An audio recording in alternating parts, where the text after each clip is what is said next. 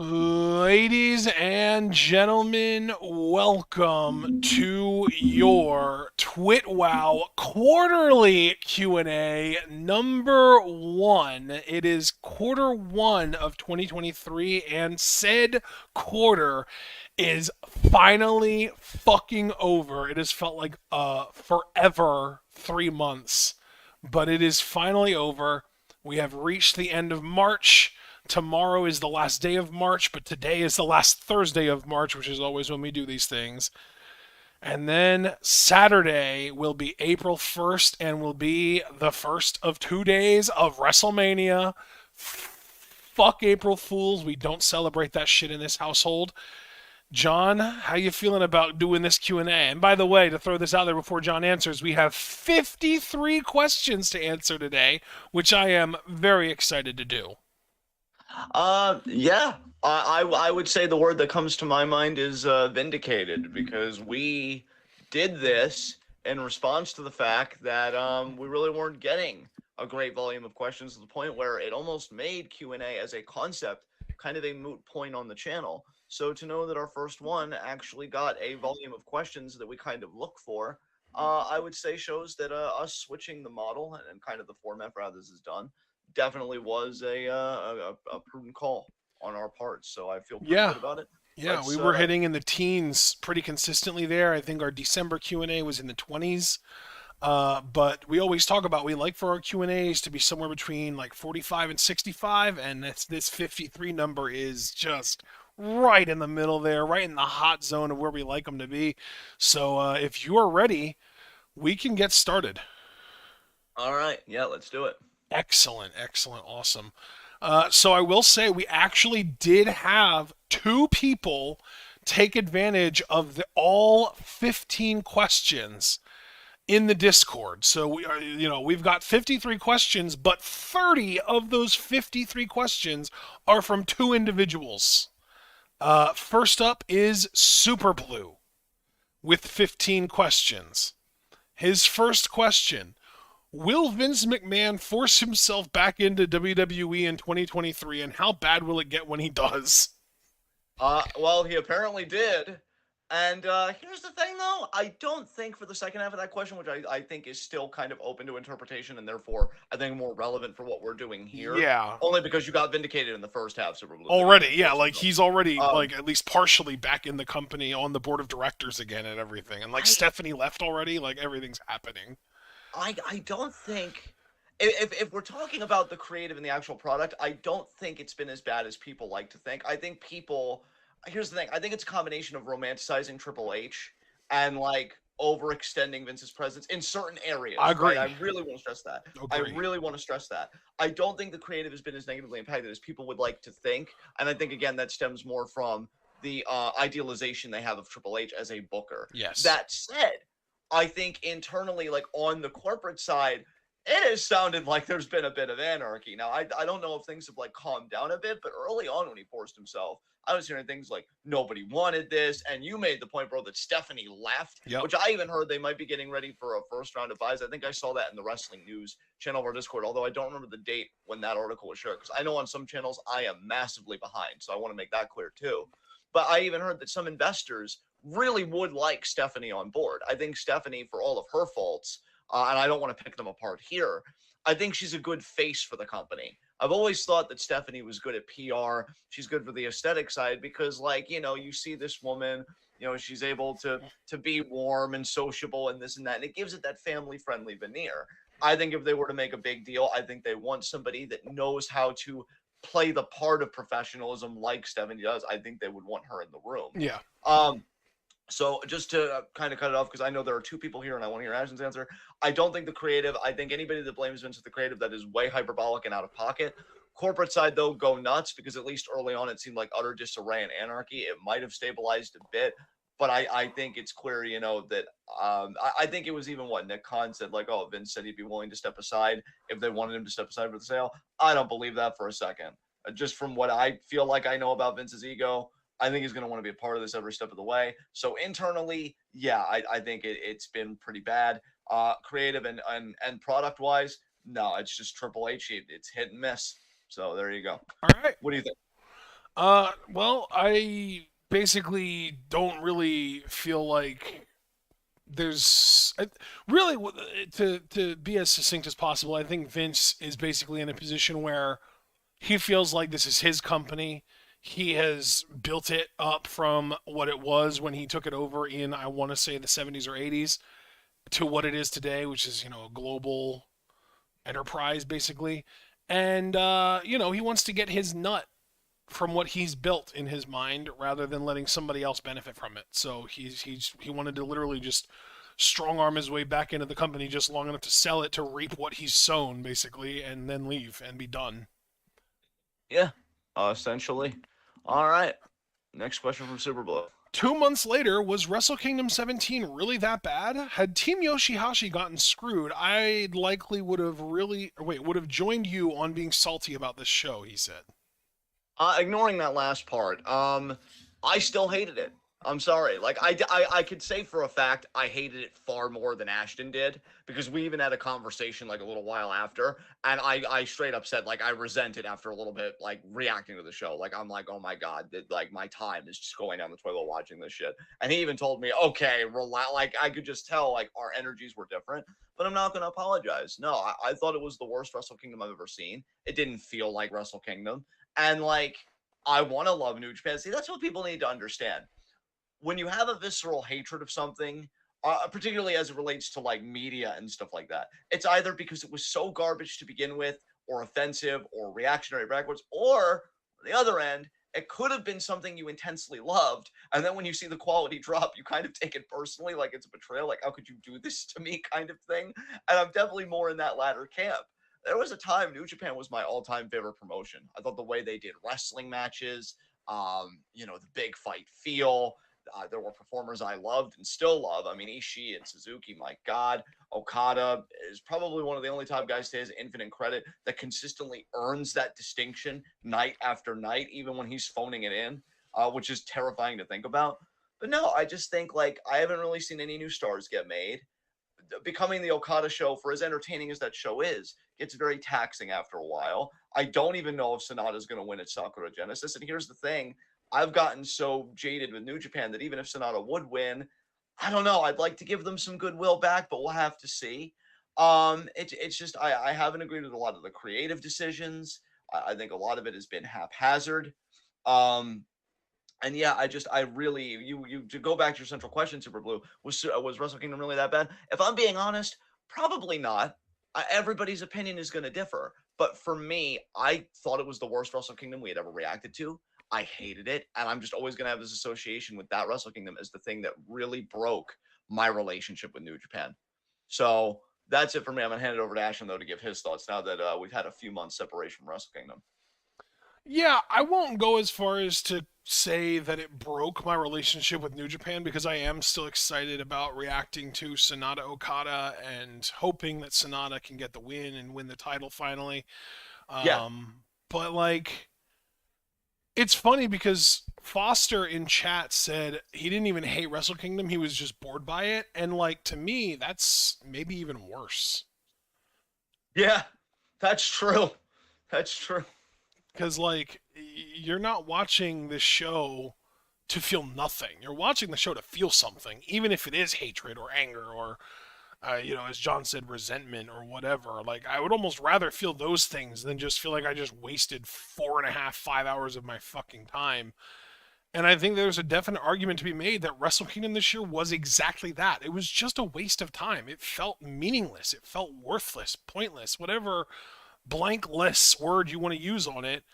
That's probably what it felt like. It just, the one of the matches that I know we were looking most forward to got under 6 minutes. None of the matches, other than the double main event, got really any amount of time. The junior heavyweight title match got almost 17 minutes, but it also felt like a fucking dick tease with constant teases of Master Wato winning the title, and then Hiramu comes in, and it's like, okay, well, we almost got something fun and new, but then it's just same old, same old. And like, we even love Hiramu, but we've seen him with the IWGP Junior Heavyweight title how many fucking times now? We don't need another reign.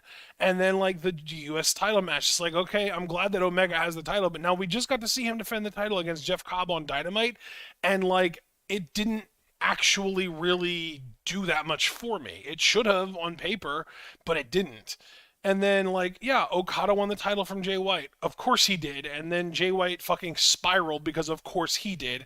And rather than character progression for the second time now, he blamed somebody else for his problems, lost to them, and left New Japan completely. And is now probably going to end up showing up on the post WrestleMania Monday Night Raw.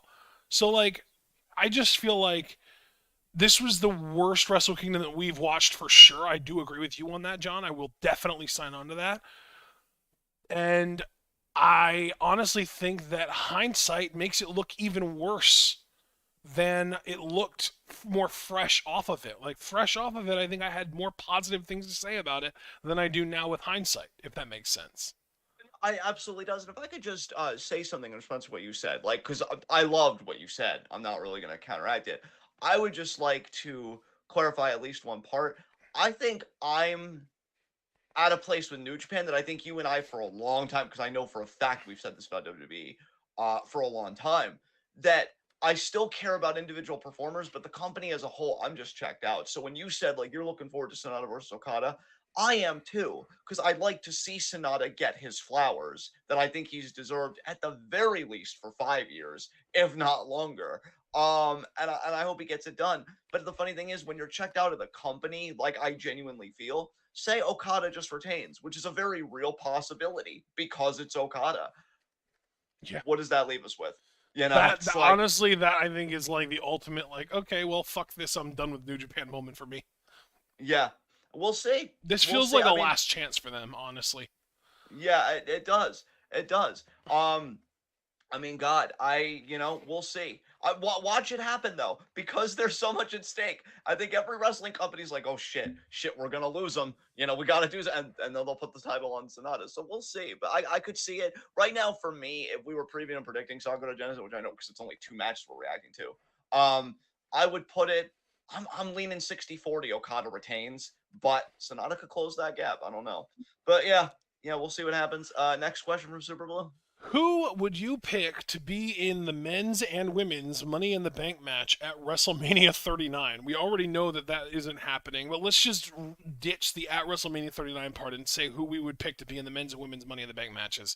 Let's put this together so that we don't both have to be responsible for putting it together in an entire field individually. Let's do it together. And let's do you want to do 6 or 8? I was going to ask you, let's do 8. This way you and I have a wider berth if there are people we really want in there, but we're Okay. just trying to make the best money Let's in do the bank we men's can. first. Do you want to go first or do you want me to go first? I'll go first. Sami Zayn should definitely be in it this year. Okay, you know what? Let's do this. Yeah, never mind. I'm just gonna rather than just picking people that I really want, I'm just gonna pick people that I think are very much most likely gonna be in there. L.A. Knight. Okay, so I said Sami Zayn, you said LA Knight, that leaves 6. I'm still going to be bold and say Braun Breaker. That is very bold. Yeah. Jonah Reed 4. or Bronson Reed. Sorry. Jey Uso. Did you say Sami Zayn already? I said Sami Zayn. It was my first one. Well, then Kevin Owens. You know what? We need some lower carders in there. I'm torn between 2 people. Rick Boogs. Jesus. Um, um, Seth Rollins. And who's your last pick? Or no, wait, was that 8? I'm thinking. So, oh no, wait, you've given 3. We've both given 3, so you have to give one more, and then I have to give one more, right? Yeah. Is that what it is? So we've got Sammy and Kevin, Jey Uso, LA Knight, Seth, Braun. Is that it? Is that it? Oh, is that all 6? I think so. Okay. Yeah, I think so. Dominic Mysterio. Oh my fucking god. Hey, man. I could see them doing it. I don't know what you want me to tell you. I'm shooting the messenger. Okay, well, since you threw another gross person in there, I'll do the same thing and say Braun Strowman. There you go. Hey, I could see it. It's WWE. You don't think they give a shit about gross people? No. All right, Um, and let's do women's. I guess I'll go first on this one. Liv Morgan. I like that. Carmella. I think she's always solid for that match. Chelsea Green. It's 3. Bianca Belair. You don't think she'll be champion by then? I don't think she'll be champion by then. No. Okay. Bailey. Okay, what does that bring us up to, friend? Is that 5. 4 or We're up to 5? 3 for me, 2 for you. You have 2 left. I have 1 left. Let's see. Did you say Alexa Bliss? No. Alexa Bliss. Io Sky.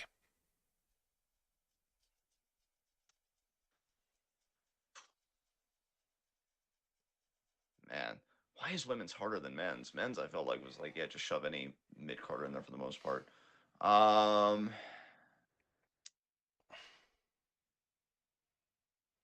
Raquel Rodriguez. I hate it, but Raquel Rodriguez. That's a really good pick, actually. Shit. All right, next up from Super Blue. How do you feel about Black Panther Wakanda Forever? Loved it, loved it. And I'm gonna say this right now: Angela Bassett was robbed, and that's coming from a guy that loves Jamie Lee Curtis. Really fucking was. Jesus Christ. Yeah, like no hate on Jamie Lee Curtis. I don't want it to go there, but yeah, Angela Bassett probably gave the best performance I've ever seen in a Marvel movie, and I'm not being hyperbolic. Like genuine fucking emotion and intensity in there. If I would have shown that to somebody and they didn't know it was Marvel, I guarantee you they probably would have thought it was some kind of period piece or some kind of like, movie like that. It's like, oh, is this like an African queen or something like that? It was a tour de force performance. And as far as the rest of the movie, it was funny. I like the action. Namor, oh my god, what a fucking king. I mean, literally and figuratively. Amazing casting. Amazing casting. And I love too that you could really sympathize with him. He wasn't like this typical villain that made it so easy to like root against him. Shuri story, I think, was great.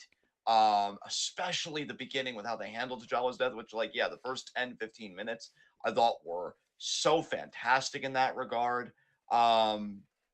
Yeah, it's just one of the best Marvel films ever, if not the best. And the post Yeah, credit it's scene, third my on my God. list. Yeah, yeah. I just, goddamn, really, yeah. MCU should be very proud of that one. If it is kind of in a low period, I know a lot of people weren't that stoked about this phase that we just got through. This was the punch that I think MCU needed, and yeah, it was amazing. It was amazing. Yeah, yeah. It's like I said, Black Panther Wakanda Forever is my third favorite Marvel movie of all time, behind Yeah. only Avengers Endgame and Spider-Man No Way Home. Those are the only movies I have ranked above it.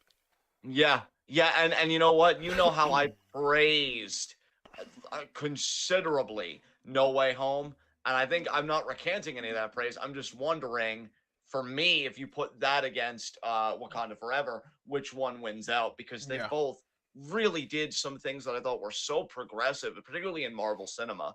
Um, and yeah, it's just amazing, amazing. All right, next question. If you could burn down any building you want, what would it be and why? Oh my God, you trying to get us on something super? um, Trying to land us on a list? I guess CIA headquarters. No, just some kind of federal fucking institution that promotes white supremacy and imperialism. I don't know. Does the police union have a headquarters? That'd be the fucking one. It's just big enough to make a statement, but not big enough or not too big to be like utter lunacy. I think. Yeah, fuck the police. Yeah, the only union I support busting is the police union. Fuck that union. Fox Uh, HQ, maybe? beg pardon. Fox HQ, maybe? That'd be a great idea. That'd be a great idea. Mark said burnt out FedEx. I love that me, Mark, and Javaris just have this hate boner for FedEx. There's a faction happening here. And I'm fucking here for it. But no, I love your answer. That's great. Man. Yeah. I think I'll just let me see. Let me just actually no, if I Google police union headquarters, it's gonna look suspicious while we're doing this Q&A. But yeah, if they have a headquarters, definitely The that. Are Federal you Reserve. Burn that down.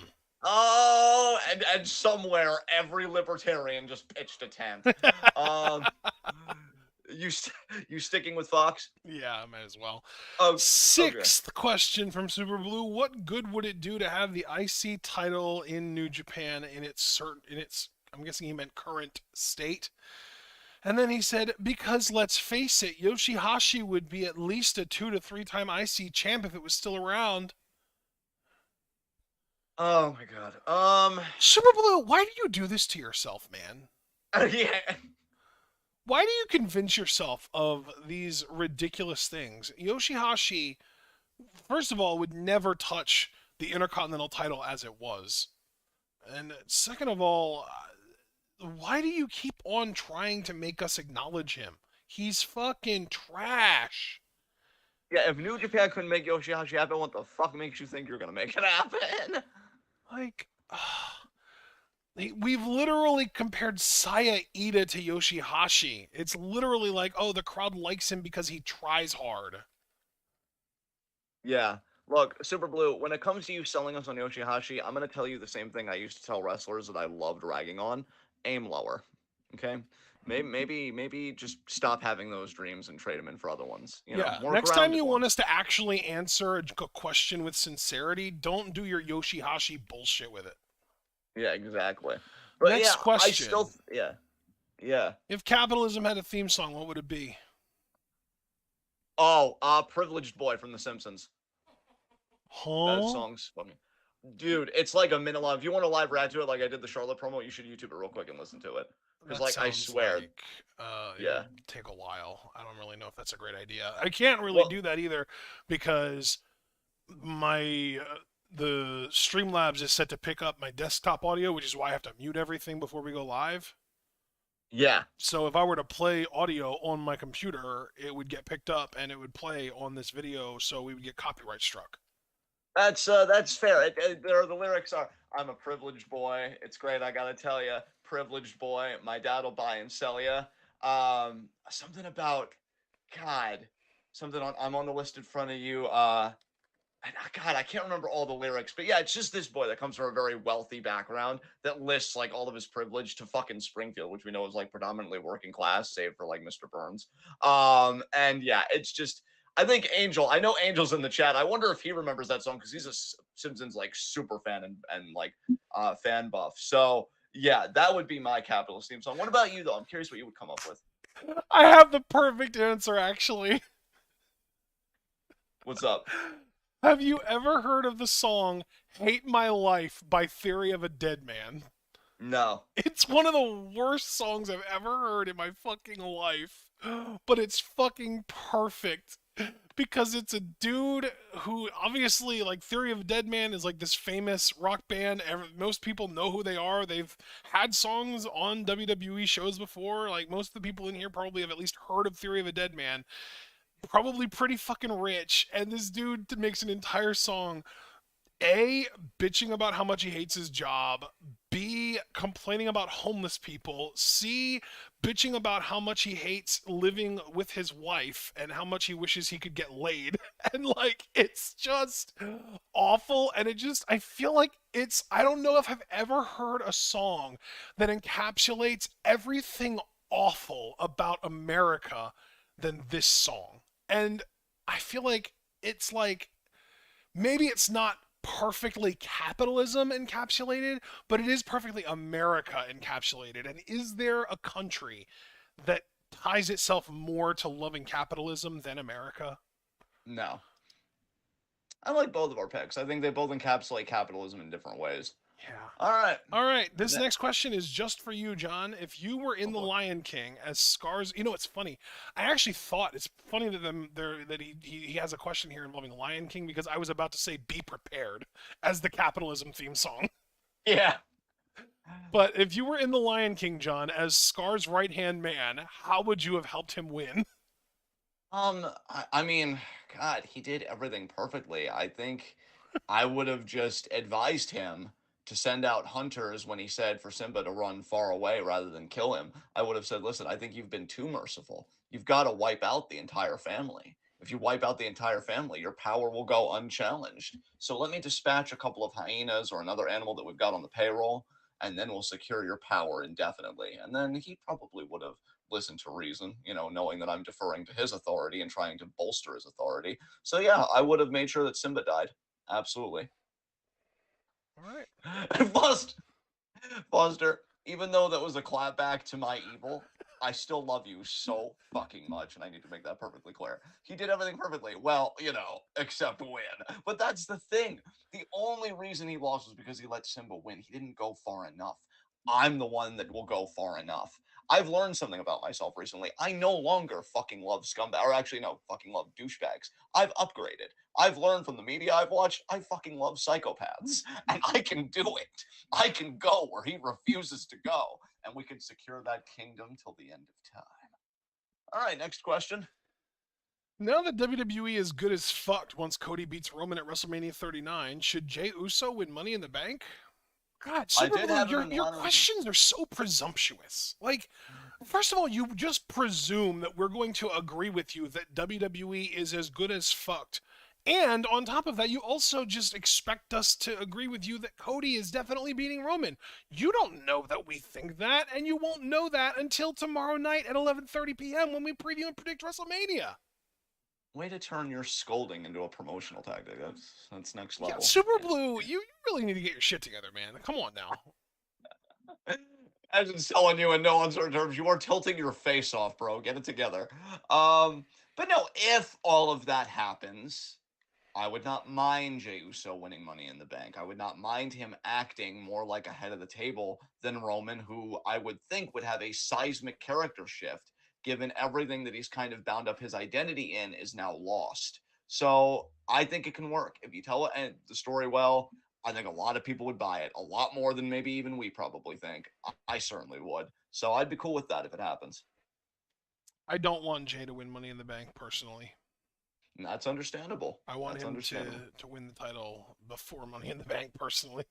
Yeah, we'll see, man. We'll see. All right, so then I've lost track of count of how many questions we're on, but our next question from Super Blue: do you really think the fans even know or care about optics in wrestling?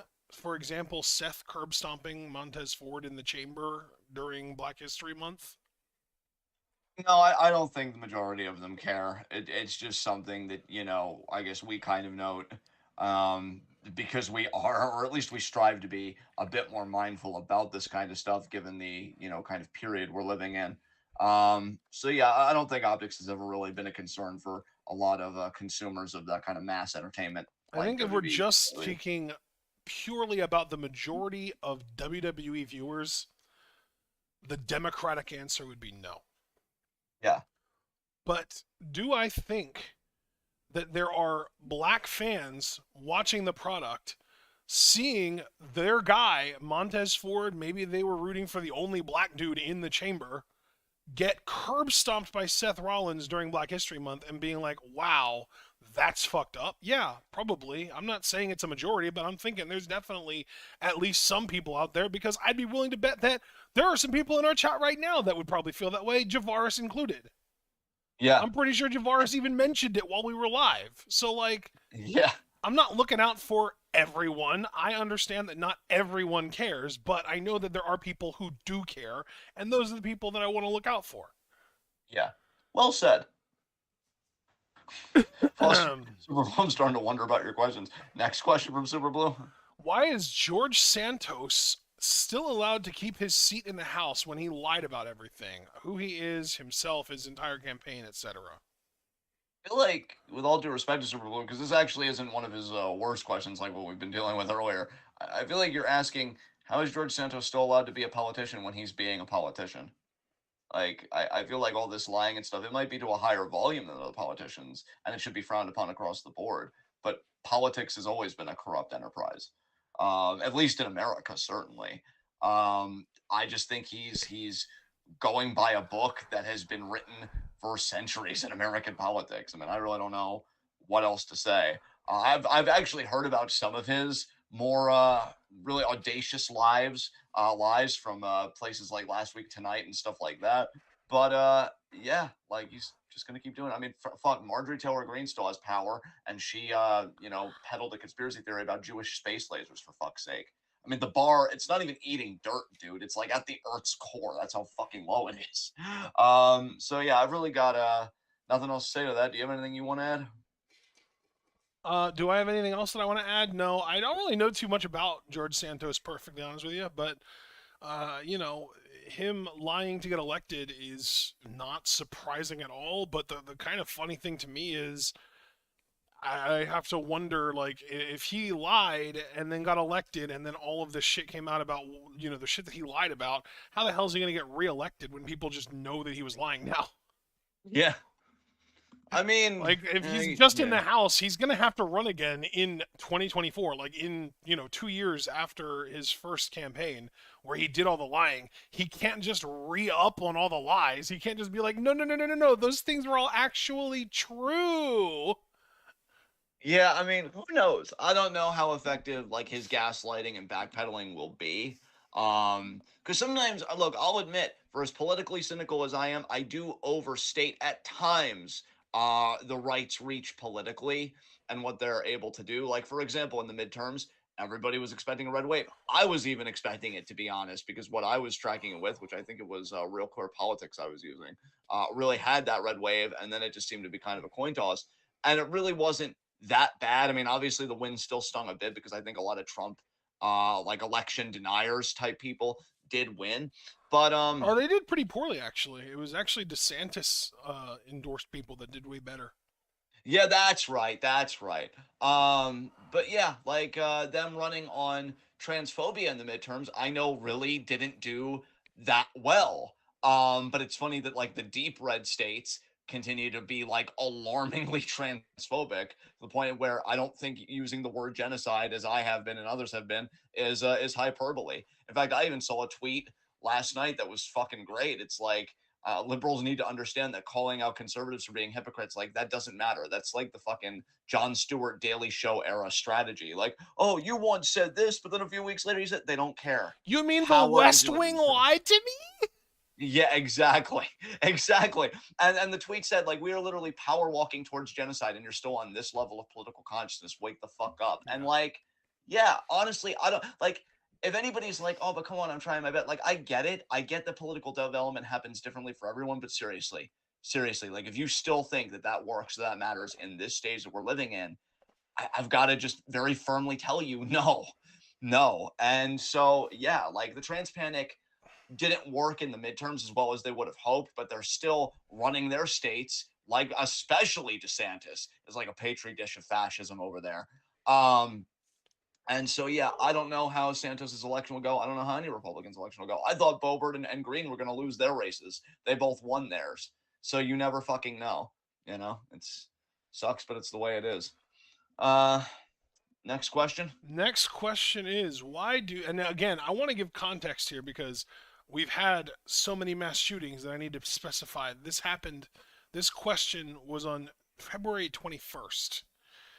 And Super Blue's question was why do people like the Michigan State shooter choose to kill random people and then kill themselves when the cops close in rather than just killing themselves? Um, Super Blue, like that's a very when it comes to mass shootings, and I can't believe I'm using this phrase, but I think it's absolutely legitimate in America when you look at the fucking volume of it. Mass shooting culture, I hate that something so vile can have a fucking culture. It's, it's varied. I think for some people, it really is just that misogyny and that like kind of incel community, like, oh, why won't women have sex with me or this and that. I think for others, it's toxic masculinity in a sense of not so much about women, but in the sense of feeling powerful, like feeling like, oh, the world threw me away. They treated me as weak. And, this is me weaponizing my anger, my pain. Um, for other people, it could be racism and promoting white supremacy, right? There have been mass shooters that have openly said, like, I'm doing my part for the preservation of the white race and making the white ethno state. So there's not like one like answer for why they don't just kill themselves, because why they kill others more often than not, I've found, is rooted in some deeper ideological or existentially cynical purpose. Again, not getting laid for the latter camp, establishing an ethno state in the former camp. And if you just kill yourself, that's not really going to do anything. And especially because there's usually an ideological message behind it. How do you get that message out? By amplifying it. How do you amplify it? By creating news, because news is what's disseminated. It's not going to be in the news cycle very long if you just commit a suicide. But if you take other people's lives, especially on a large scale, that's guaranteed to get coverage. Your name will get out there. Your ideas will Yep. get out there. Your life will get out there. These It's people about want to leave behind a legacy. As sick and twisted as that is, that's exactly what it is. exactly. So, in a word, because I know I can drone on and on, in a word, I would say it's about amplification. Amplifying the ideological message, amplifying their own visibility in a world that they think has forgotten them and thrown them away, amplifying just their life and everything they believe it stands for. Amplification. That's it. Yep. All right. Next question. How do you feel about Black Adam and why did it fail? The way you said that last word, 10 out of 10. Um just a very classy way to say, so why'd your life fall apart? Just so casual. Like, fuck. Why did it fail? I mean, it wouldn't have happened if it was me, so I'm just curious. Um, no, it was. Here's the thing, it was an okay movie, but I don't even know if this is gonna be a hot take in 2023. The Rock is like the worst wrestler actor going right now. I feel like both Batista and John Cena are better than him because every Rock project I see is just Rock being Rock or Dwayne being Dwayne. Yes. Um, yeah, Batista is like a good character actor, and John Cena is just a straight up good fucking actor.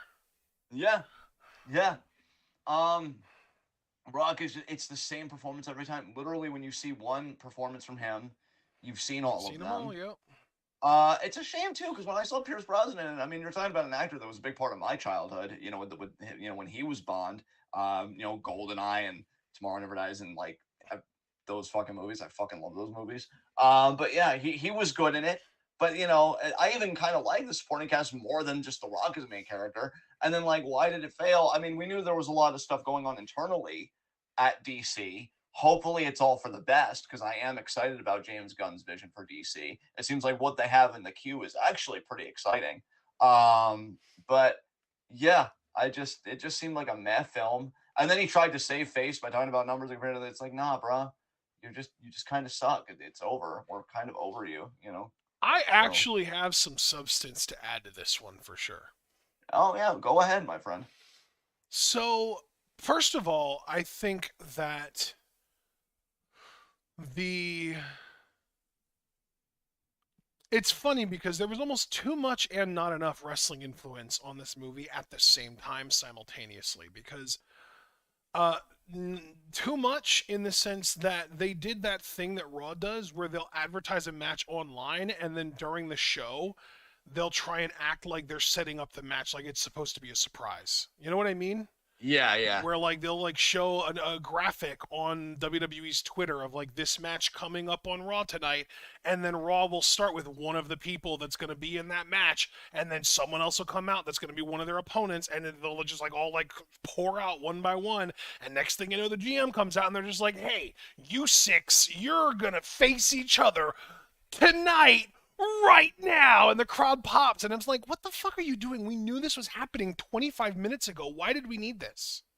Yeah, They exactly. did that in fucking Black Adam, where in the fucking advertising material for the movie, The Rock voices it over and says, they took my son from me. And then there's like this big reveal in the movie of like, oh no, no, my son was only the hero for like a brief amount of time, but then he saved my life by giving me those powers and it killed him. So now it's me.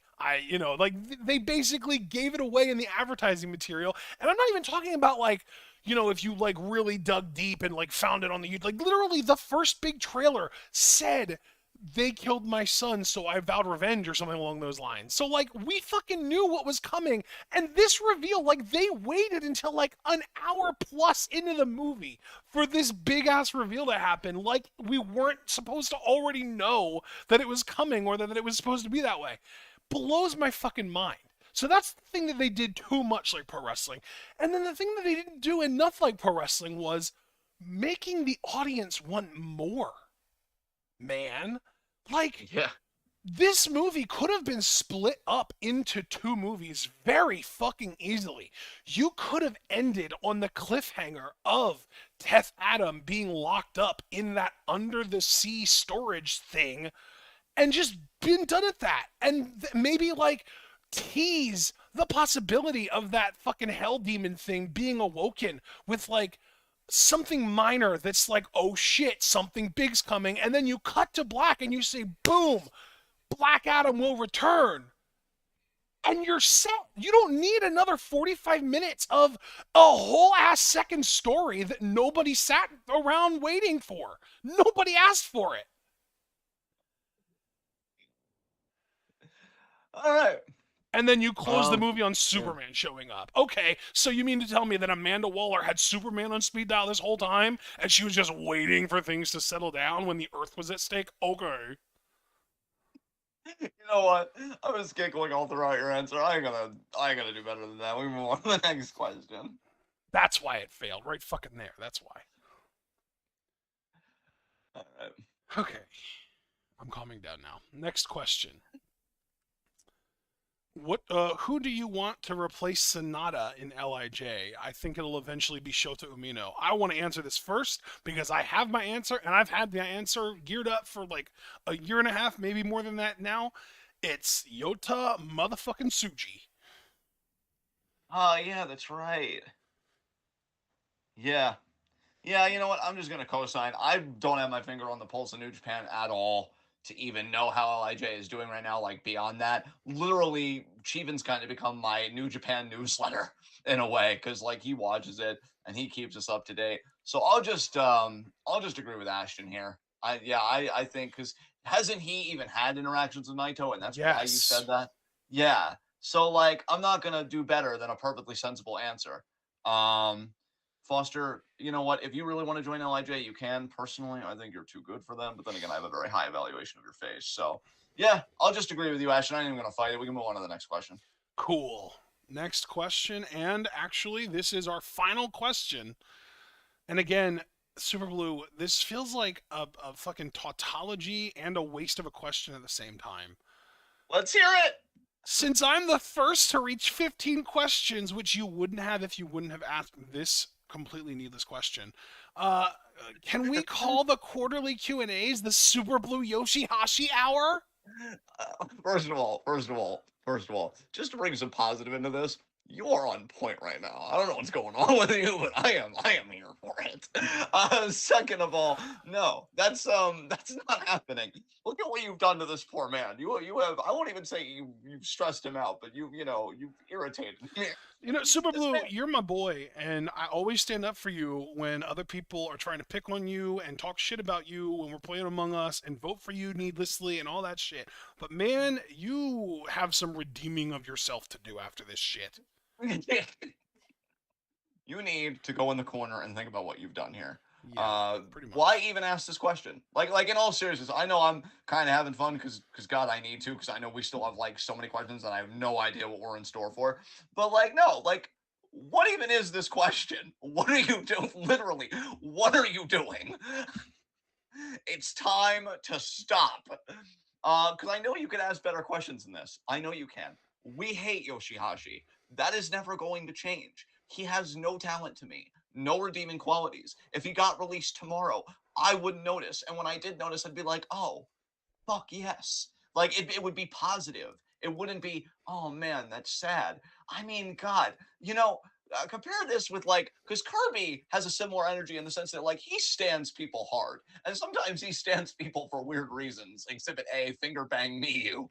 But he's chill about it. He's not trying to peddle any products. I mean, he makes hard bargains like we gotta bag winners, baby. But he lets it speak for itself. To his credit, you just feel this need to take up for Yoshihashi so hard because deep down in places you don't even talk about at parties. Yeah, I just quoted a few good men at you. Deal with it. I thought you quoted Watchmen, to be Yoshihashi. honest with you. Beg pardon? I thought it was a Watchmen quote, to be honest with you. You know deep down that Yoshihashi is a talentless piece of shit, which is why you peddle him so hard to us, because you wouldn't need to peddle someone so hard that's already naturally talented. Do you see me shoehorning Utami into everything I talk about? No. Why? Because she's one of the best wrestlers going right now, and she doesn't need me to do it because she proves it to everyone night in and night out in the ring, unlike Yoshihashi. Don't take up for losers, man. You gotta back winners, baby. Kirby's right, man. I'm following Kirbyism on this one. But yeah, I mean, that's the not ironic happening. thing being that the only winner that Kirby actually backs is Micah. Yeah, yeah. But hey, one's enough. One's enough for right now. So no, Super Blue, that isn't happening. That isn't happening. And deep down, you know it isn't happening. You just either have some sadistic part that you can't be honest enough with yourself to own, like Dominique Adams, or you know he's a talentless piece of shit, and you're trying to convince other people to share in your delusion. And I've had enough of being mentally unhealthy, so I'm not taking on one more thing. No. Yay, mentally healthy John. Yay! Fuck you, Momo Watanabe. Next set of questions. Are from our boy Hazard, aka Gillis. Yes, yes. I think it's pronounced Jill. Did he say Gillis? Because I've seen like that I French. apologize if I spelling form. mispronounced it. It's not. He's not French though. I thought he was Australian. Is he Australian? Maybe you're right then. I'm pretty Either sure way, he's Hazard. Australian. Yeah, Hazard got his 15 questions. I did see some of these, and I was a bit wary of them because it seemed like they might have been one of those questions we try and avoid, but we'll see. We'll see. So, first question, if Darius Martin would not have been injured for so long, do you think Top Flight could have been tag champs in AEW, and when? I mean, probably. They're a really exciting act. I think injuries are always going to, impede momentum, if not outright debilitate it. So I'm going to say, yeah, they probably would have had a run by now. What do you think? I'm questioning it. I really don't know. I think my big question is like, when would it have made sense for that to happen? Because I think maybe instead of Swerve in Our Glory, but I feel like Swerve in Our Glory were always gonna hold the tag titles, right? Yeah. Because like I just really don't know like what reign you interrupt for a Top Flight reign, and it also like I almost feel like we kind of bring it back to, rather than looking at Top Flight, let's look at Private Party. Those guys they're very similar in the sense that they're both like these really fun athletic dudes that can do crazy shit in the ring, but maybe lacking in like the psychology department. And like I know for a damn fact that Dante Martin's promo is awful. So like maybe those just aren't guys that are necessarily pegged to be future, or even, I guess in this instance, previous tag champs. Right. Maybe at some point, if their promo game gets stepped up, they might, but I doubt it. Yeah, I think that's a very sensible answer. Yeah, all right, let's get on to our next question. Second question, do you think Top Flight presently deserve the Tag Team Championship or the Trios Championship with AR Fox? See, now that you got me on. Give them the Trios titles with AR Fox 100%, because AR Fox can do the talking. That's fine. Co-sign with Trios only because AR Fox fucking love the dude. I still need to check out his AEW work. I am so behind. I just hate that company so much. I'm just happy he's getting paid. God knows he deserves it. And again, this is another instance of caring about individual performers more than I care about the welfare of an entire company. Right. Tag titles, again, I'm so checked out of the company. I don't even really feel like I have any authority, even subjective authority. I know that doesn't make any sense to answer that question, to give a qualified opinion, I'll say, on that matter. So I will, Pat, but I'm just trying to think, is it still on the Ass Boys? Yes. Okay, so I would build up Top Flight, but I wouldn't mind them beating the Ass Boys for it, because I think that's the perfect kind of team that a babyface team like Top Flight can beat for them. So I think the champions are there, oddly enough, but I don't know if they're built up enough yet. Again, I genuinely don't know. So I'm just going to tentatively say no right now, but I really don't know. All right, next question. Do you think, actually, that's the one that I just read. Whether they win any belts or not, how do you believe Top Flight should evolve? Heel turn? AR Fox turns against them? The other way around? Any other suggestions? I feel like with the recent turn of Danielson, which, I mean, I'm sure he'll make an amazing promo out of it, next Wednesday on Dynamite and stuff like that. I feel like heel turns are kind of abused a little bit. Like, I need that built up a bit more. I would like something a bit different. There are more ways to evolve than just changing your alignment. But again, I'm so checked out of the product, I wouldn't even know how to adequately answer this question. Do you have any ideas, Ashton? You know, part of me wants them to just like embrace the name and like get like a pilot gimmick or something, like start wearing like pilot jumpsuits and like goggles over their heads, and like when they go to the top rope to do some crazy high flying shit, they put the goggles over their eyes like they're about to do some high flying, like they're about to fly a plane, some shit like that. Do some like silly character shit like that. I think that's like a potential next evolution for them, because like right now, I don't think a heel turn makes sense because they're too exciting to really work as heels, in my opinion. Yeah. And like, I don't really want them or AR Fox to go heel at all. So like, yeah, like to me, it's just you stay babyface, but you find ways to make the gimmick work for you that you aren't taking advantage of right now. And to me, that's just cranking a gimmick up higher. Yeah. So yeah, Yeah. like embrace that you are top flight. Embrace that you fly. Embrace that you are like these crazy high elevation dudes that can see heights that no one else has ever traversed before. Yeah. Agreed. So, next question. And I did keep these, Hazard, just because it rounds you up to 15 questions, and I actually wanted to answer them. You obviously don't agree with Tony Khan's choices for the pillars of his company. Who should be the real four pillars in the men's division? Um, I think you had it right when Moxley was an ace for a time before turning heel. So I would say, well, pillars though are people that are going to carry the company into the future. And Moxley's already so old. Um, fuck, that's a bit of a tougher one. Do you have any answers for this? Um, I think. What were you saying, Mom? Claudio's almost 40. He's old as hell. Um, I think that maybe we need to just rethink pillars, because I think that the idea of pillars, who were the original four pillars, right? Yeah, it was MJF, Darby. No, no, no. I mean original, like the original four pillars of all Japan. Oh, The oh, four heavenly pillars, the four pillars of heaven of all Japan were wasn't it like Misawa, Misawa, Kobashi, Kobashi, Kawada, and Kawada? Taue, Yeah, right? And like, I don't think that those were all like super young dudes by any means, you know? yeah. Well, I mean, by that logic, I definitely think you would have to regard Danielson and Moxley as pillars because they're some of the most compelling parts of the company. It's kind of a shame that they're heel right now, but so I would say those two. Because like their Um, their whole run as the four pillars was like the early to mid '90s, right? yeah. So like, how old was Misawa in the early to mid '90s? Let me look real quick. So yeah, he would have been in his 30s, like early 30s, basically. Kawada, same thing.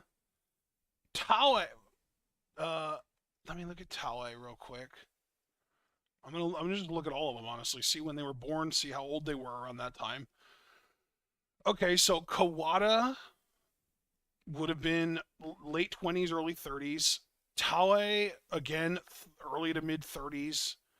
I'm curious if Kobashi was the oldest one of the group. He was the youngest one of the group, actually.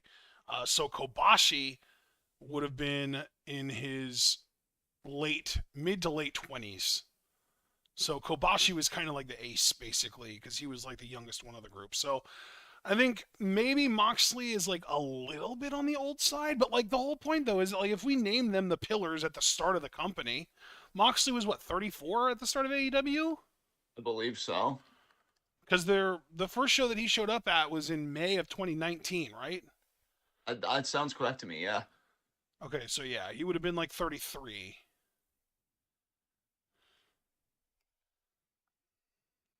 Yeah, I definitely think you have to consider him one. I think Adam Cole is still on like the young 30 side. Isn't he like 33 right now, Adam Cole? Adam Cole is 33, yes. Yeah, I would almost consider him one in a way because like I feel like he's about to It's really blow up. interesting though because I'd like to figure out some pillars for them that are like actual AEW originals. Like I think my number one pillar choice for them would be Adam Page, Hangman. Yeah, definitely. That's a hard cosign from me. Hard cosign. Hangman even now today is only 31. Yeah. Yeah, definitely think Hangman belongs in there. I think Bandito is a hell of a candidate for a pillar. Oh, for sure. If they would know what they have in him, abso-fucking-lutely.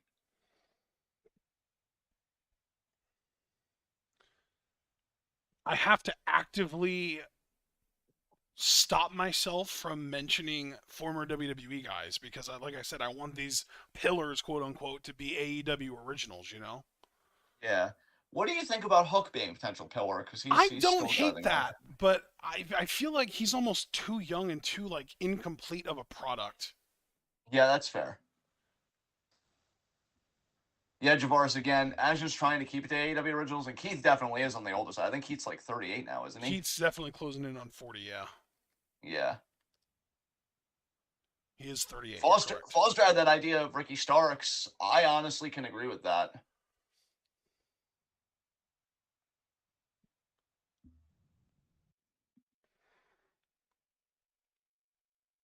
Let me look something up real quick. Okay, yeah, he's too old. I was looking up Kenny Omega. He's 39. Okay, yeah. I can't believe he's almost 40 already. Jesus Christ. That's insane to me. Rude. Not you, John. My mom said he looks it. Yeah, oh wow. Orange Cassidy is a fucking pillar. Nice. So you never gave like any answer one way or the other. You just don't agree Oh with my Ricky Starks, God. the Foster Award? Orange Cassidy is almost 42. Orange Cassidy's Oh wow. 38 years old. That's nuts. He's going to be 39 in May. I thought he was in his early, no more than like his mid 30s. So he's actually in his late 30s. Is just Wow. wild to me. Eddie King. Wait, how old's Eddie? Eddie's got to be on the older side, dude. He's got to be in it. Oh, yeah, I he's wouldn't even start. 41. Yeah. Shit. Okay, so I'm sorry. You mentioned Ricky Starks. For me, I would want to go Powerhouse Hobbs over Starks. I do like Hobbs. Not that I don't like Hobbs. I just feel like Foster, because Foster originally brought up Starks, and I saw his message again, and I'm like, oh, yeah, I don't know. Hmm. I'm just How is that not even? a fan of Ricky Starks personally. I think he is just not that good. Yeah. No, that's fair. I'm not saying it as a fan of Ricky Starks either. I'm just saying if we're thinking about pillars. Like I could see if we were to redo it. Like yeah, I could just see him in that mold for Maybe people. Takeshita. I like that answer. Yeah, sign me the fuck up on that one. You Okay, know so I'm big there's on my Kester. pillars then. My pillars, I would do Hangman Page, Bandito, Powerhouse Hobbs, Konosuke Takeshita. That's my pillars right there. I really love all of yours. I would just swap out Hobbs for Starks. That's fine. Yeah. If that's what you'd rather do, that's perfectly reasonable, man. Yeah. Let's move on to the next question. The women's pillars. Oh right, yeah, of course. Jamie Hayter, definitely. Jamie I mean, Hayter. yeah. I would personally say Hikaru Shida. Okay. Chris Statlander. Nice. I wish she was healthy, but I do think she's pillar worthy at least. Yeah.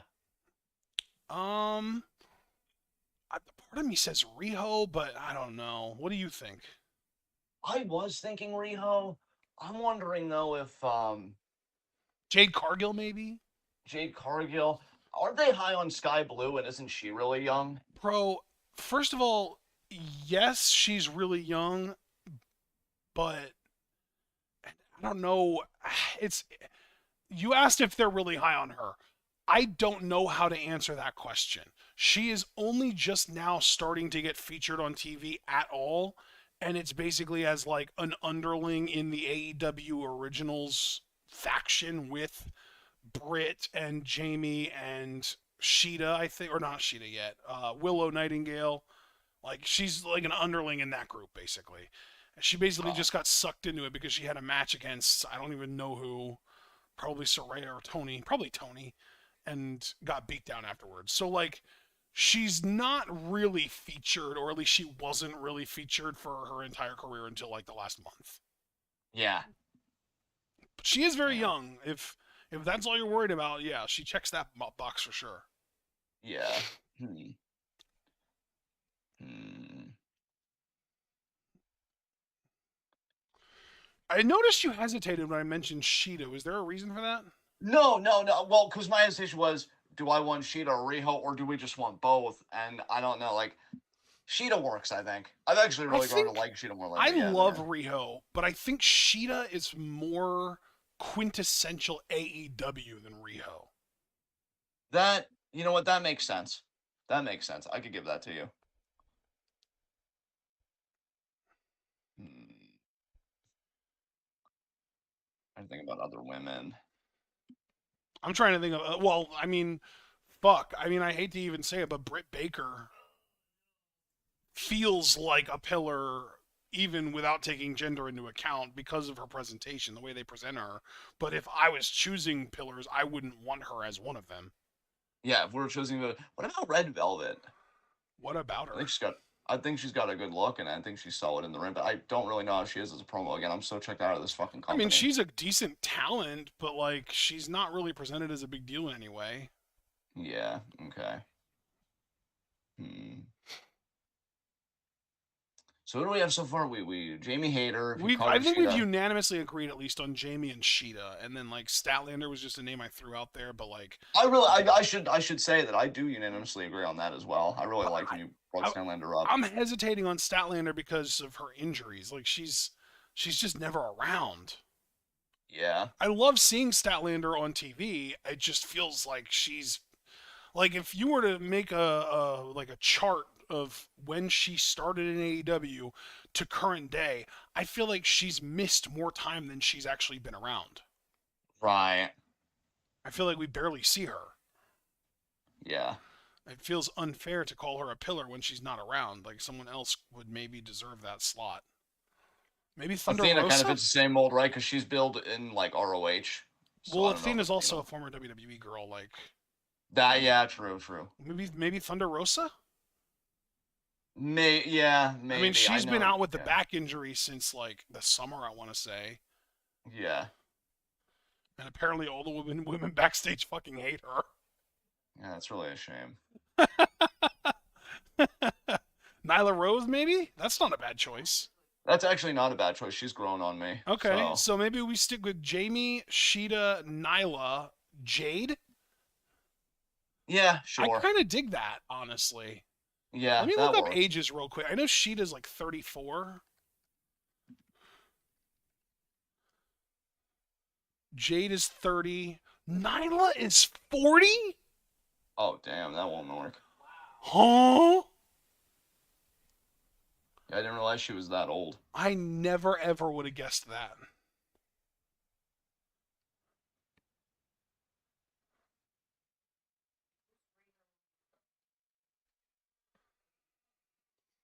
Wow. I can't believe Nyla Rose is 40 fucking years old. That's Yeah, that's wild to me. insane. Yeah, that's wild to me.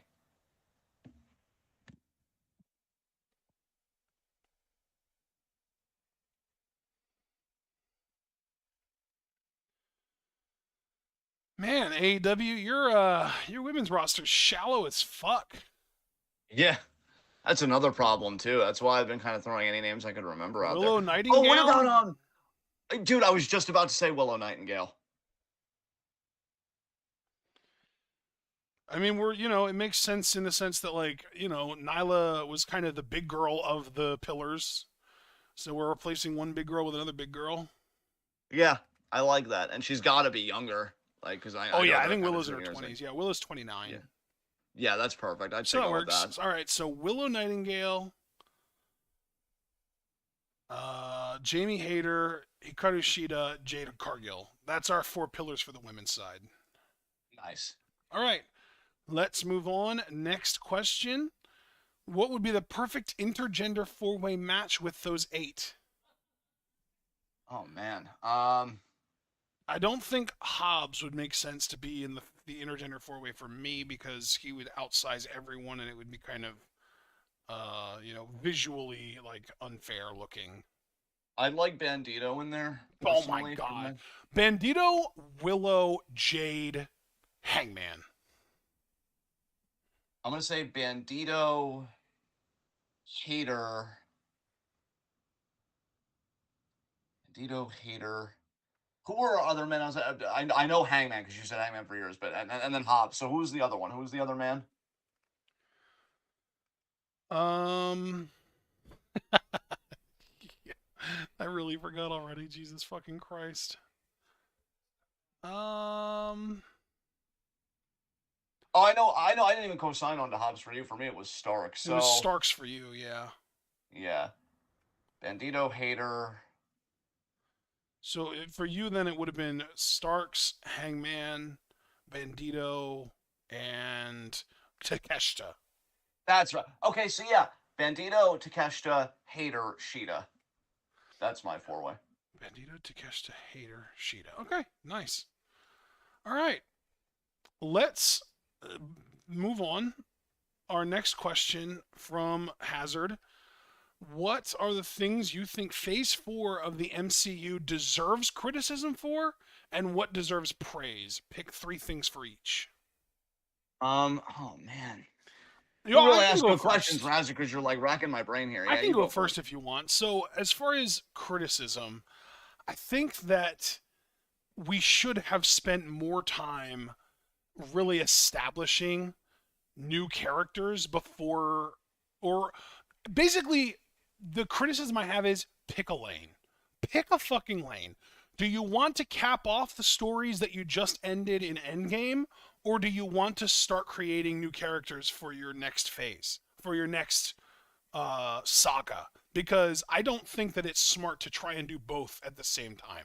I think that you should either do movies like Black Widow, Spider Man No Way Home, Quantumania, movies with characters we already are familiar with that we're just kind of feeling the repercussions of Endgame, or we should be doing movies like Shang-Chi and Eternals and even Black Panther Wakanda Forever, introducing Namor, etc., because those are new movies creating new characters, introducing new stories into the MCU. I think they tried to intermingle and they tried to do both at the same time. They tried to have their cake and eat it too, and I think that was a mistake.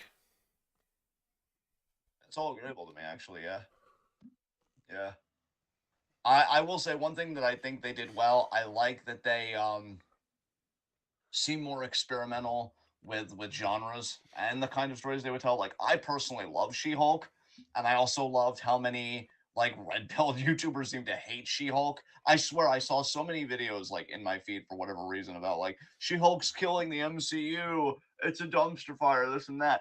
I loved it. I love that Marvel could laugh at itself in the ways that it did with She-Hulk, and then it was unapologetically comedic.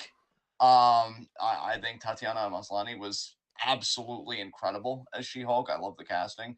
And yeah, I just think it was a different kind of show that the MCU needed that didn't feel like this grand epic. Like even WandaVision had like this kind of epic feel to it, and a lot of the Disney Plus properties did. This felt very like intimate, localized, like a sitcom should, right? She's working at this law office, she's doing whatever. And I want them to be more experimental in that way. Like, what can we do within genres? Can we even try different genres altogether? I think that's why I liked Multiverse of Madness, because the way it was directed and the way that story was told was a bit different from most MCU properties. Yeah, I just want more experimentation. I think we did get a bit of that in this phase, and I really liked it. So that's one positive, I would say. Yeah, that's fair. That's fair. Yeah, All right. So another. Well, I mean, we kind of messed up the order here because I thought we were going to do three criticisms each and then three praises each. I don't want to just be criticizing here by myself. right. Um, God, criticism. If you, I'll give praise. I'll do a praise now. Sure. So I think that um, Black Panther Wakanda Forever handled horrible circumstances far better than you should ever expect any movie to ever handle them. Yeah, that's 1,000% true.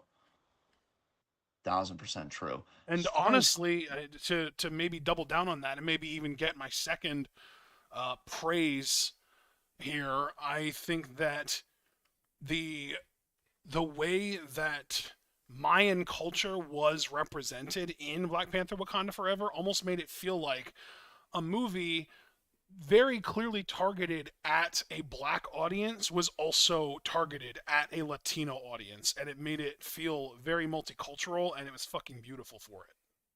yeah, I would definitely agree with you there. Let's see. Let me just get a reminder of what all was in phase four. So I'm looking at television series, and then I'll be looking at films and everything else. Oh yeah, well while you're So doing that, I'll post another criticism actually.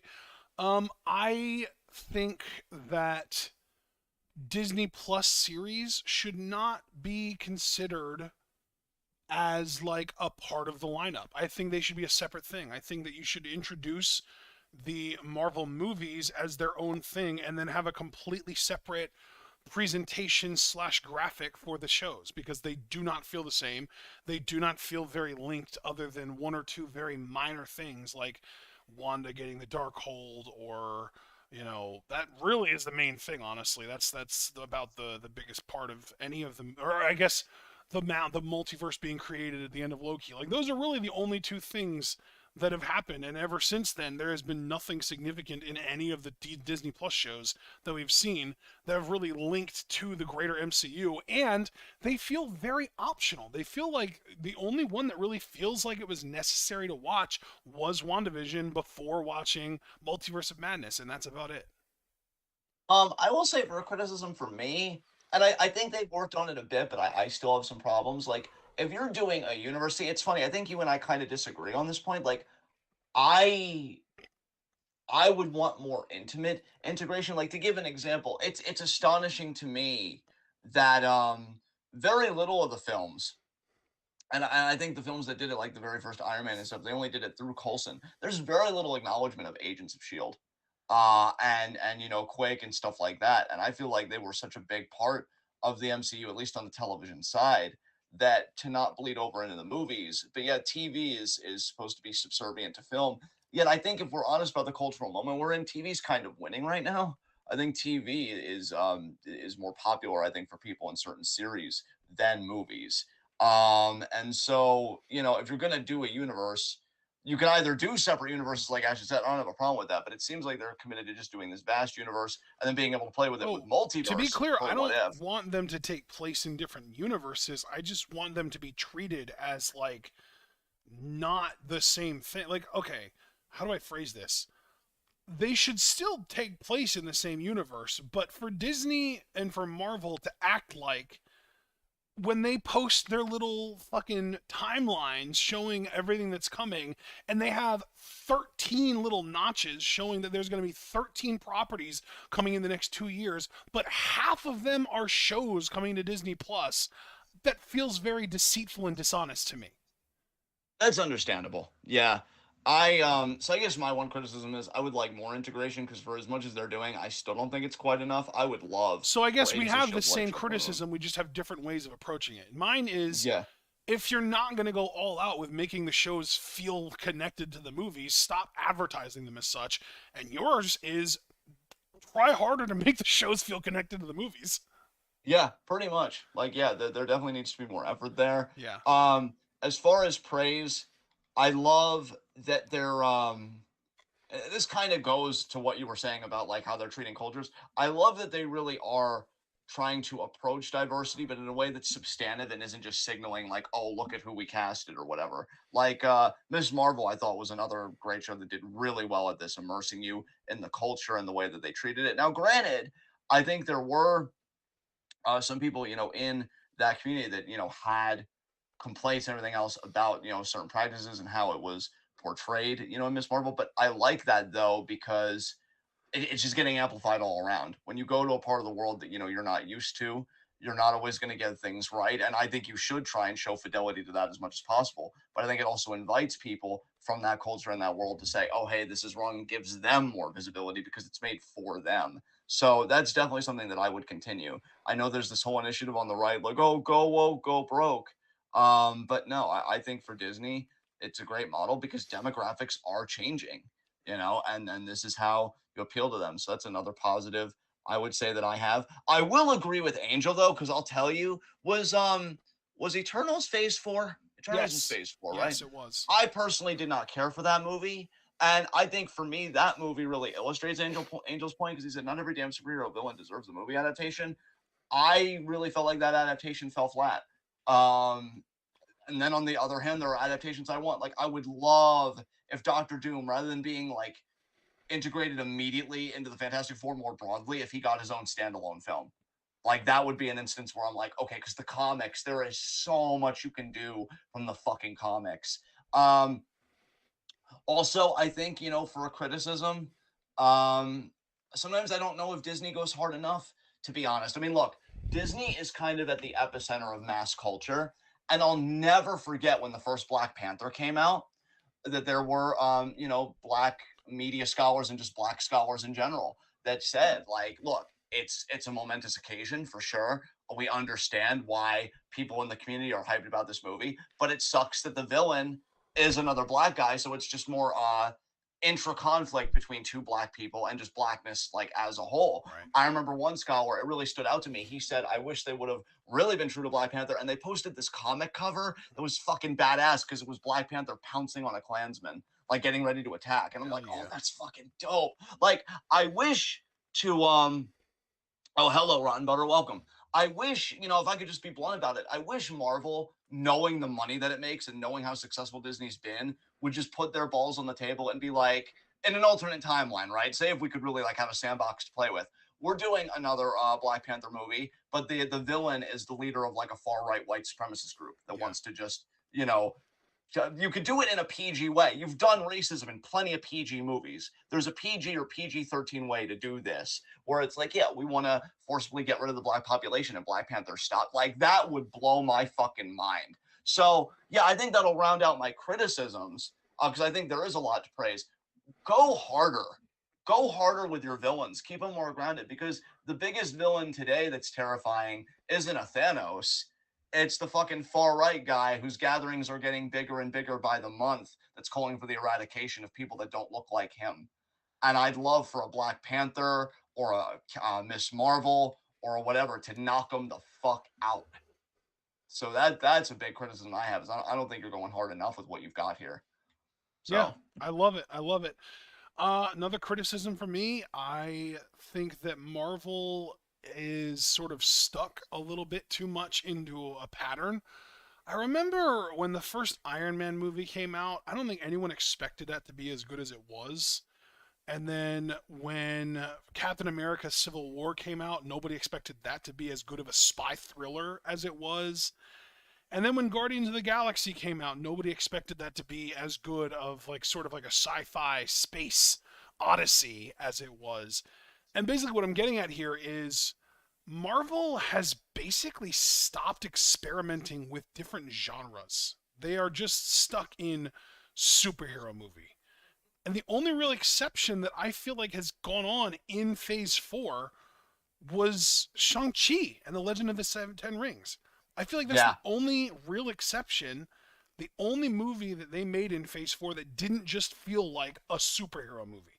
And that was like a great like kung fu, like old school, like Jet Li, Bruce Lee style action movie in those lines. But like even then, by the end of the movie, we were dealing with big fucking CGI monsters and it was just another fucking superhero Marvel movie. I want more experimentation. I want more genre movies. I want more Captain America Civil Wars. I want more Guardians of the Galaxies. And don't just keep making Guardians of the Galaxies because we're literally getting a third one. And Quantumania kind of felt like its own little version of a Guardians of the Galaxy because the quantum realm felt like the galaxy. Yeah. I think everything you're saying is spot on, man. So, yeah, like God, I mean, you mentioned like Doctor Doom. I don't know. I feel like I just want more unexpected. Like I want more things that actually are able to surprise me. Like I want a movie trailer to drop that nobody was expecting, that doesn't feel familiar, and then at the end it just says Doom, and we're like, holy shit, it's a Doctor Doom prequel. We're finding out what led to him turning into the person that would become Doom rather than just an origin story. We're actually seeing the person, the human, like a fucking biopic of a fictional character. That would be cool. Oh God, yeah, that would. That's what I I'm don't know if it saying would. though, is like Yeah, they don't have any interest in experimenting at all because their current formula works. They literally spend $200 million on every movie and make back a bare minimum of like 750 million on every movie. Like it yeah, works, so they're not going to change it. yeah. I think we've listed all the positives and criticisms that we can per this question, so I'm ready to move on if you are. Cool. Let's move on. Next question. Or actually, you know what? I haven't given a third praise, I don't think. Okay. So I will just almost as like an inverse of my last criticism. I do want to give a lot of praise to Shang-Chi and the Legend of the Ten Rings. That fucking bus fight scene might just be the single best fight scene in the history of the MCU. That is fantastic for sure. That was so incredibly well shot and choreographed. I just loved it so much. I want to watch that. Literally, that scene alone makes me feel like rewatching Shang-Chi every time I think about it, even though that's like 1/30th of the movie. Yeah. It's just that good of a scene. It's just so good. All right, next question. If you've seen Quantumania, which I have and John hasn't, is it a good place to start for Phase 5? He actually phrased it as, is it a good start for Phase 5? So having seen it, I don't know if it's a good start for Phase 5 because I don't know what Marvel's vision for Phase 5 is. I think that's really the problem here, is that like we as a general public don't know what they're aiming for. We don't know what the end game is for the multiverse saga. Like we know that the end game, quote unquote, like parallel is Avengers, Secret Wars or Avengers Kang Dynasty, but like that doesn't really tell me what everything that happened in Quantumania is going to actually become. Like I have ideas of what the next couple steps could be or what might be coming, but I don't necessarily know what little tiny elements that I saw in that movie are going to get called back to in future movies, what stuff got set up. Like that's all stuff that we're going to just have to find out as we go, and it might just not, nothing will pay off, and that's not going to be surprising either. But John, it also says, if you have not seen it yet, do you trust Marvel for doing at least as good or better than the Infinity Saga?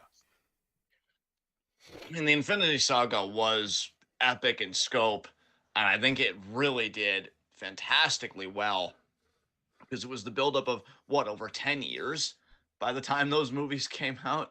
Yeah, pretty Um, much. so like, yeah, that is way too early to tell when you're comparing it to that. Like, we're just getting started. But I know that the two films that are gonna, kind of wrap that up are also supposed to be similar, like really compete with the Infinity War saga in their scale and scope. Having not seen it, I honestly can't say, but it is Marvel, and I know we've aired our grievances, but we're still here. We're still plugged into what they're doing, and very excitedly so. So I'm more on the optimistic side, believe it or not, but that's all I can say right now. Okay, next question. Do you consider the announcements of the movies slash shows and the characters as spoilers? Would you rather not know who's going to appear? Yeah, I think for that unexpectedness and that surprise that we were kind of alluding to in the question before your last one. Yeah, sometimes I would like not to know. Sometimes, pull a stardom and have like an X or a question mark. I'd be like, ooh, what is that? And then when the trailer drops, it's like, holy shit, it's this. Or it could even just be, oh, okay. But then maybe for somebody else, it would be a holy shit, it's this. Yeah, sometimes surprise is a good thing, especially when you're that far out. It's like, I know it's never too early to promote something, I guess, but it'd be cool if you got a surprise every once in a while. Yeah, I don't really know. I wonder how they could do that. Like, part of me wishes they would just like not announce something ahead of time and just drop a trailer on something they've been working on in secret for months. You know what I mean? Yeah, definitely. Like I like when they announce things because I like getting excited for things, but I would love it if they only announced like 80% of what they were doing and left that 20% up for people to just be surprised by. It would be really cool. Yeah, I definitely agree. All right. Next question. Do you like trivia games slash shows? Not usually. It's not usually my cup of tea, I don't feel like. Okay. So for me, I can enjoy them for sure, but it really depends on the setting and what kind of trivia we're talking, like what kind of questions are being asked, that kind of thing. So, second question, what are the categories you're the most and least comfortable with? Um, Categories I'm mostly. I will say there is one trivia game that I did get sucked into now that I think about it, and it was God, what was it called? I hate wasting fucking time on shit Trivia like this. Pursuit? No, no, no, no. It was a Netflix thing. Oh. It's actually like an interactive type game that they had. Oh. And I actually played it until I got the 6,000 point, like the high score and unlocking all the achievements. So, Triviaverse. It's literally just called Triviaverse. Nice. And I think my weakest categories have always been sports and geography. Those are the categories I consistently do the least in. I'm embarrassingly pretty proficient in popular culture and I think science I was okay in. So I'd say those are more the good categories. But Oh what my about you? god. What are your strongest categories and what are your Before I weakest? do answer this question, I just want to go back to what Angel said earlier. He said, I want more Logan films. And, like, yes, Logan is my favorite superhero movie of all time. At least I'm pretty sure it is. And, like, I literally, when I watched Logan, the most recent time that I watched it, which was probably like sometime in the middle of 2022 or maybe in the late 2022, I literally said, this movie does The Last of Us better than I can even imagine any version of The Last of Us, whether film or TV show, doing ever. Because Yeah. it's literally the story of this old, dying man trying to get this little girl to a certain point and keeping her safe from any dangers while being hunted, basically. Like, it's basically the story of The Last of Us, but like the way that they actually did it and the fact that it was done with these familiar characters with Logan and fucking Xavier, like it's just done so fucking well. That movie is art. That movie is incredible. And like again, that movie I feel like was born almost out of desperation by the studio, by Fox, to almost revive the X-Men franchise because of how poorly X-Men Apocalypse did. Yeah. I'm pretty sure it came out after Apocalypse. Yeah, it I did. think you're right Yeah, about that. Logan came out. Yeah, Apocalypse came out in 2016. Logan came out in 2017. So yeah, I'm convinced that that was like a desperation play by the studio. Like, we're fucking up. We thought we were on the right track because of how well Days of Future Past did, but then Apocalypse tanked. It got, received poorly.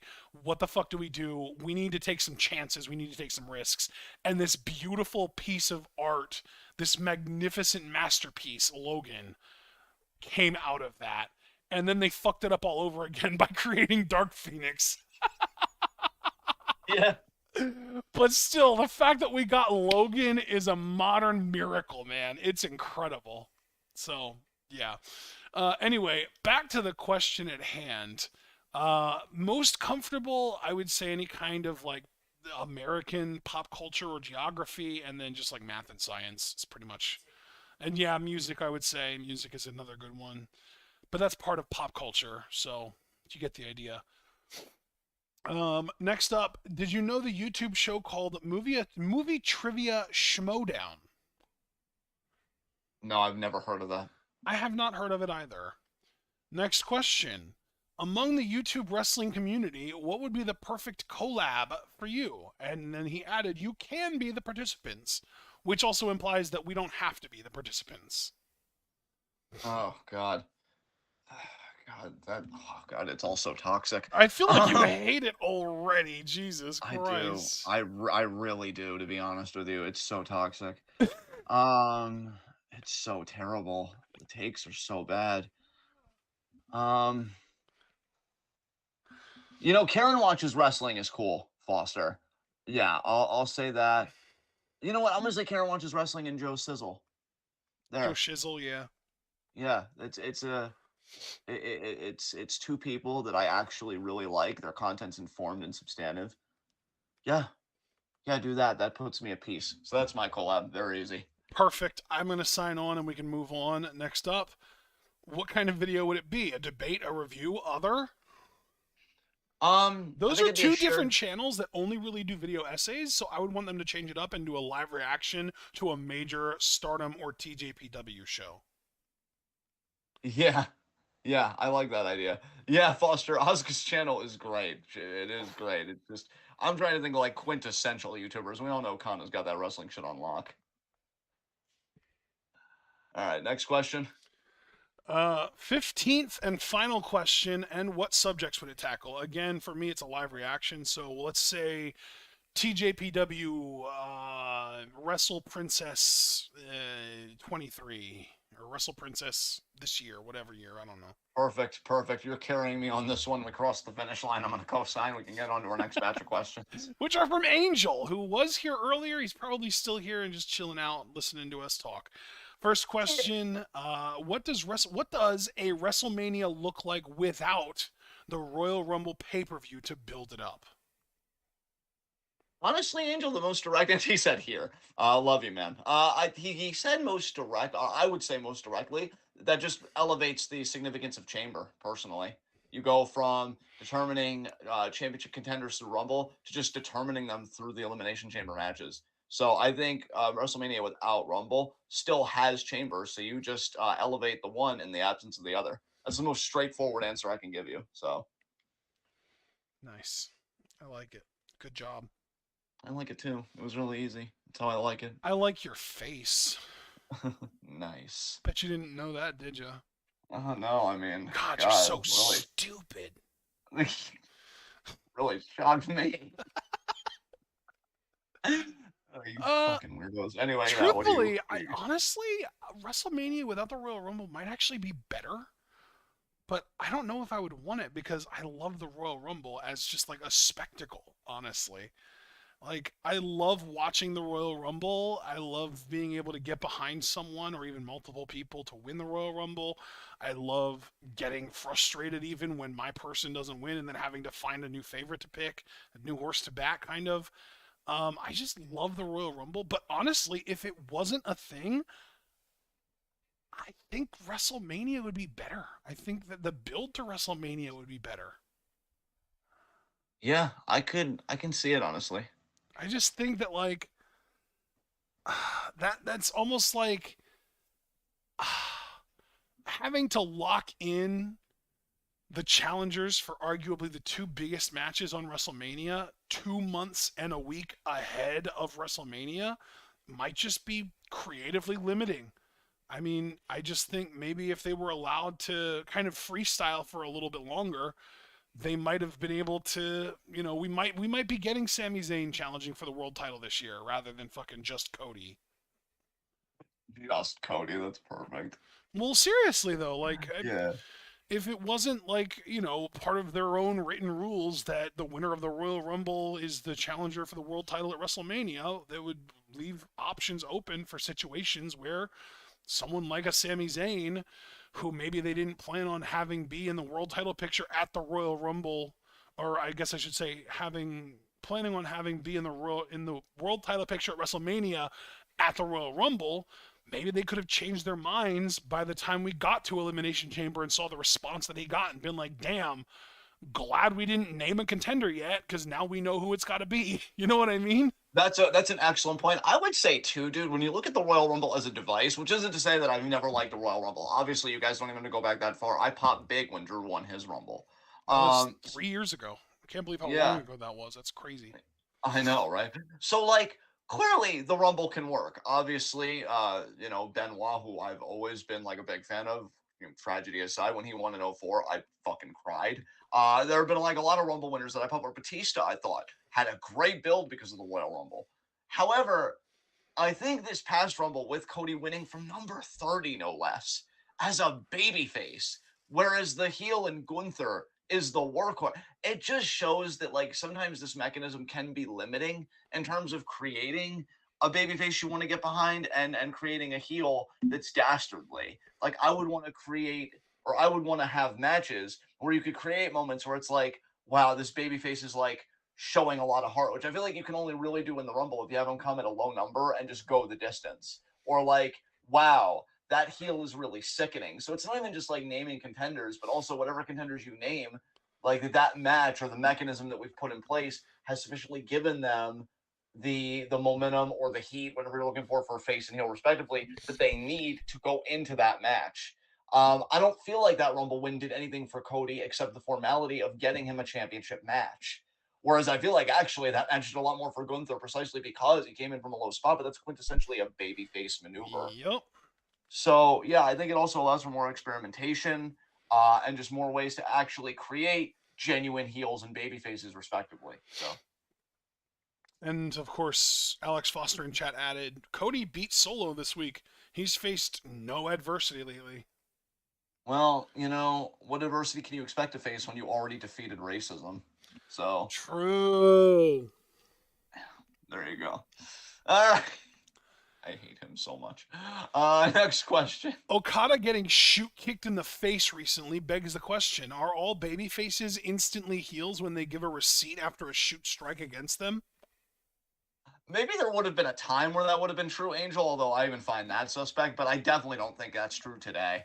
I think in today's culture, if you see that somebody's trying to stiff you and you give it back to them, more people applaud and encourage that than frown upon it. Yep. We ain't in a turn the other cheek culture anymore, my friend. No, we I don't are even not. really know if we ever were, but were you agreeing with me? Because I heard you were talking, or were you disagreeing? I was yes-anding you, basically. Agreeing with everything, pretty much.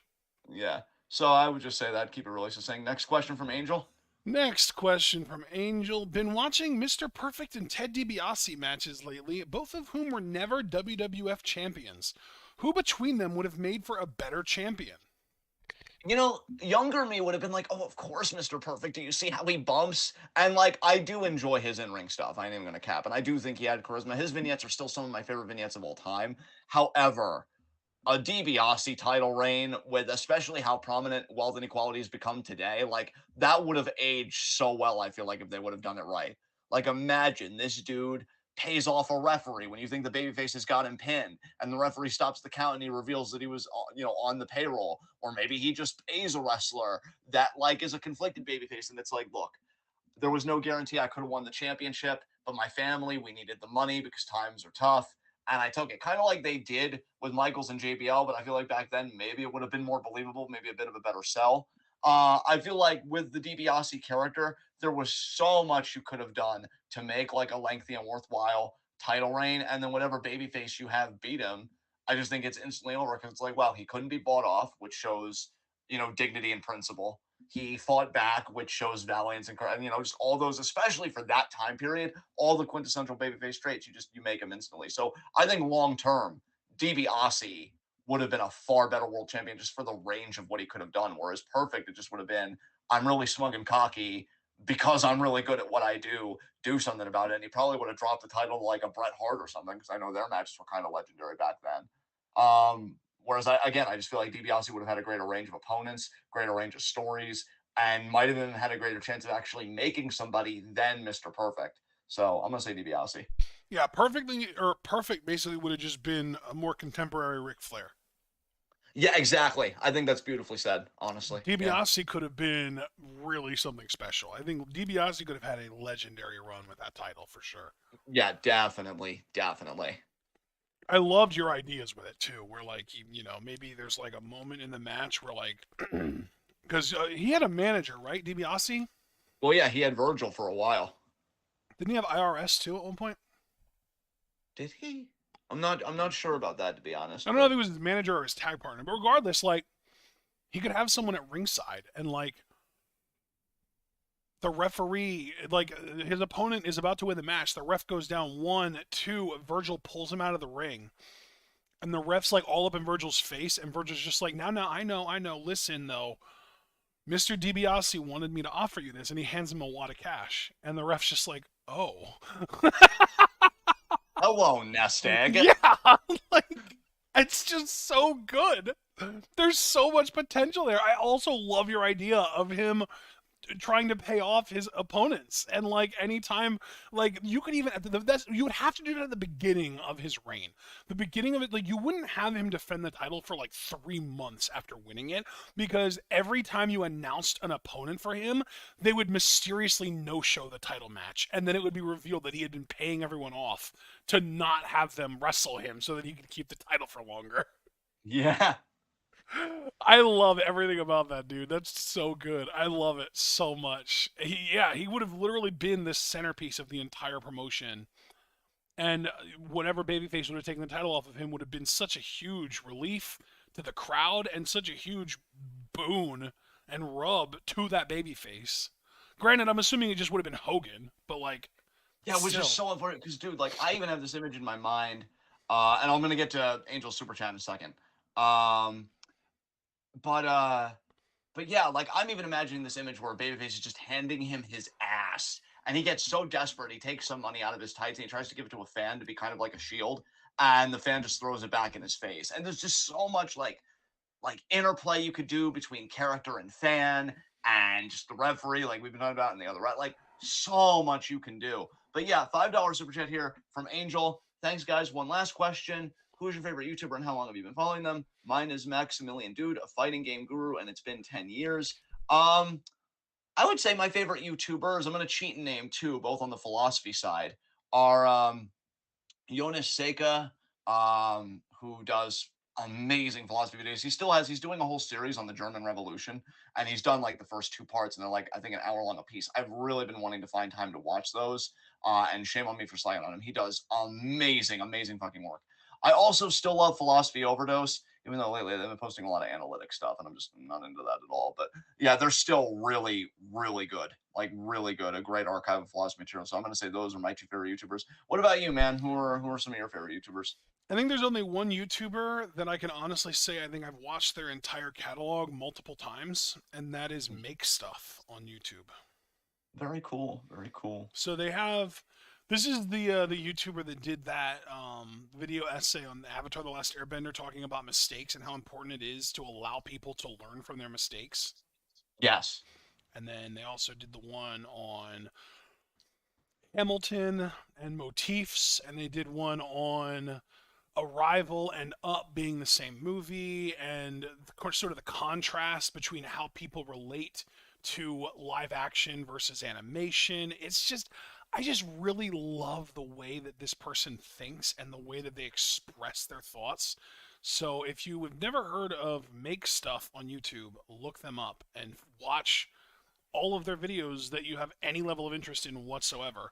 Like I think they've done like some Star Wars stuff, and I did probably skip those, and like Lord of the Rings, and I probably skipped those. But everything else, like yeah, for sure, watch it. It's great. All right. Next set of questions. Let's see here. We only have one question from Hear Me Roar. Okay. This was a user that started interacting with us a little bit at the end of January, beginning of February. They asked one question, and we haven't heard from them since. They said, "What do you think of the projected WrestleMania card?" Meh. There's some good undercard stuff. Do not give a shit about the main event. Excited for Bianca Asuka on the women's side.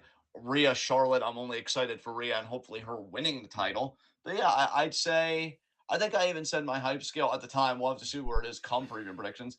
Really looking over the card, I'd say it's a 7. So it's not the worst card I've ever seen by far. But it's also, I'm like, yeah, I'm not really too psyched about it. To me, it's kind of another pay-per-view, but at the same time, I recognize that it's WrestleMania, so I do want to get to it and get past it. That's really where I am with it. What about you? I'm at an 8.5, actually. Wow, your hype's gone up since the last time we even talked about this. That's interesting. Yeah, because I saw the cards today, and I realized that there's only like one match on each night that I don't care about. Yeah. There you go. in one of those matches that I don't care about is the fucking main event of night 2, Roman Cody. Yeah, dude, it's gonna be so fucking satisfying to cut out when that match starts. I'll tell you. Yes. We But yeah, love our other than Sundays, that, so make that I shit great. actually think the cards are pretty nice. I'm not like, if you were to ask me to fantasy book WrestleMania on like January 1st of this year, obviously it would look next to nothing like what we actually got. It's not the ideal card by any means, but it still looks like a lot of fun to me. All right. Uh, Next set of questions, or we yeah, got next question. two questions from Abel. First up, what's your favorite Himeka match and moment? Oh, honestly, I'd have to say the match with Mina. I think is one of my favorite Himeka matches. They worked so fucking well together. Um, my favorite moment's a bit of a weird one. It's when I really felt like her push was gonna get started, and she power bombed Mayu 3 fucking times, like, and it was a TLD in that tag match, but it seemed like she was so close to pinning Mayu, but she fucking decimated her. Um, that I think is my favorite Himeka moment because I'm like, man, you could push her anytime and I'd believe it. And it was just amazing to see her manhandle the icon that way of all people. So yeah, favorite match, Mina Shirakawa. Favorite moment, her dominating Mayu and just power bombing her 3 times like after a TLD in a tag match. What about you, bro? My favorite match, I agree with you, was the Mina match, but I think my favorite moment was her fucking asserting her dominance over Sayakami Tani. Ah, yeah. Yeah. I love Damn. Kamitani, but that was a great moment. So, Yeah.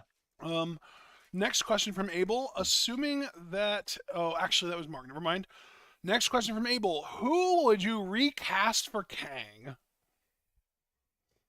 Oh god. Yeah. I was really hoping we wouldn't have to. Well, we might not Uh have to. We probably won't have to. They're probably going to just keep Jonathan Majors around and clear up the publicity problem that he's going through right now. But this is in a universe where Jonathan Majors gets cut because of this. Who would we recast as Kang? see, to me, Kang is quietly menacing, but like very dignified from what I've seen of him. Because keep in mind, I have not seen Quantum Mania. So from what I have seen of him, I can only go off of that. So he's dignified but quietly menacing. There's always like a veiled threat lurking beneath. I do like Javaris' idea of Michael B. Jordan, but I don't want to quickly co-sign on anything. I really want to think about this. It's so Mainly funny because that he said Michael B. Jordan because when I first read this question, my first like gut answer was fucking Donald Glover. that would be amazing. Um, Let me look somebody up actually. Do you want to hear my answer? Sure. Yahya Abdul Mateen. Can you send me a picture? Send the chat a picture. Bro, he played the fucking uh god damn it. He played Dr. Manhattan in the Watchmen show on HBO Max. Oh, nice. He didn't actually Okay. play Dr. Manhattan, but like he was the one that turned blue by the end of this fucking show. Right, right, right. Because I like this guy's look, and I know a Wait, lot of people thought. Yeah, have you I'm seen sorry. the episode Striking Vipers of Black Mirror? Yeah. He played Carl. Oh, yeah, that's a great pick. That's a great pick. I'm gonna say this because I heard a lot of people complain about how this guy was done dirty in like the last big franchise he was a part of. But I heard he's like a terrific actor, and like a lot of people like. It's funny you mention I Black Mirror. know who you're gonna He's Charlie say Brooker, already. John Boyega. I knew it. Yeah, I love it. Yeah, John Boyega. That's what because Charlie Brooker even said like he would crawl through glass, and he was the creator of Black Mirror, which is why it was funny you mentioned Black Mirror. He said he would crawl through glass for John Boyega to read one of his scripts, and I'm like, well, shit. Um, yeah, so that's gonna be my pick. Love it. I love it. God, there's so much fucking amazing black talent in Hollywood There these days. really is, man. Black talent. Jesus. I'm telling y'all. Like I know I was saving this for the rotten butter question, but just because Ashton mentioned amazing black talent, Dominique Fishback is another like black actress that I've now got my eyes big on because she fucking killed it in the Amazon Prime series The Swarm. or no, it's not The Swarm. It's just Swarm. It's like 7-episode miniseries, psychological horror. Amazing. I think that's what pushed me over to the edge. Where I'm like, I don't just love psychopaths. I love really quality portrayals of psychopaths. And like, yeah, she's so good. But then when you see her in interviews and stuff, and you see her on Twitter, she's such a fucking sweetheart. I think she's like, oh, thank you guys for liking my show. And I'm like, yeah, yeah, you were great. Dude, I'm really honestly, as much as I love the Yahya Abdul-Mateen idea, I gotta say, I think John Boyega might even be a better choice because you're right. He's been fucked by previous friends. Like Star Wars, he got fucked big time. yeah, yeah. But I've heard he's got the acting chops, and he's Dude, got he's such a good actor. yeah. Are you kidding me? Yeah, like he'd kill this. Like if we were recasting and like yeah, this would be his redemption arc for fuck's sake. Yeah, dude, 100%. Yeah, for sure. I love This is that. actually one He's answer, 'cause actually I younger usually than s- Jonathan Majors too. This is actually one answer because I usually suck at these types of questions. It's probably the best answer to one of these questions I've ever given. I'm definitely standing behind this. I'm like, fuck yeah, let's do it. All right, so first up next, we've got two questions from Mark. First up from him, assuming that a draft were to take place after Mania, who would you put on which show? And I want to elaborate here because he did go a little bit further into detail on his actual question. Um, you may decide whether you choose both rosters together or if you want to each draft one show. So I figure we work together for sure to make this as easy as possible. Definitely. Let's only do like 5 changes, like 5 people to each show. Okay. I can yeah, definitely. And when I say people, what I really mean is 5 like acts. So like if you want to just send, say for example, Legado del Fantasma to Raw, that would count as 1. Yeah. Or like if Yeah. you want to send like Street Profits to SmackDown, that would be 1. Yeah. Okay. So yeah, let's just kind of back and forth spitball. Anything that you're really passionate about that you feel like needs to happen? I personally would think Braun Breaker being called up, and I would even say to Monday Night Raw personally between the two shows. So I would say Braun Breaker to Raw. Damn, you are really trying to get that man on the main roster and push right away, huh? Yeah. You're trying to get him called up and get him on Money in the Bank right away. Yeah. Yeah, definitely. God damn. Okay. Well, I guess sort of along those same lines, I am gonna say Gigi Dolan then to SmackDown. I love that. I love that idea. Very passionate about that idea. God, you know what? Just because it was a dud anyway, I don't even know if this would hurt Mark too much. Put Io on fucking SmackDown. Shoot, get a shot in the arm of the women's division. Wow. Okay. I know break up damage control, but I mean, really, is it that much of a loss? Oof. So, yeah. All right. So we're going Io to SmackDown. I am gonna say,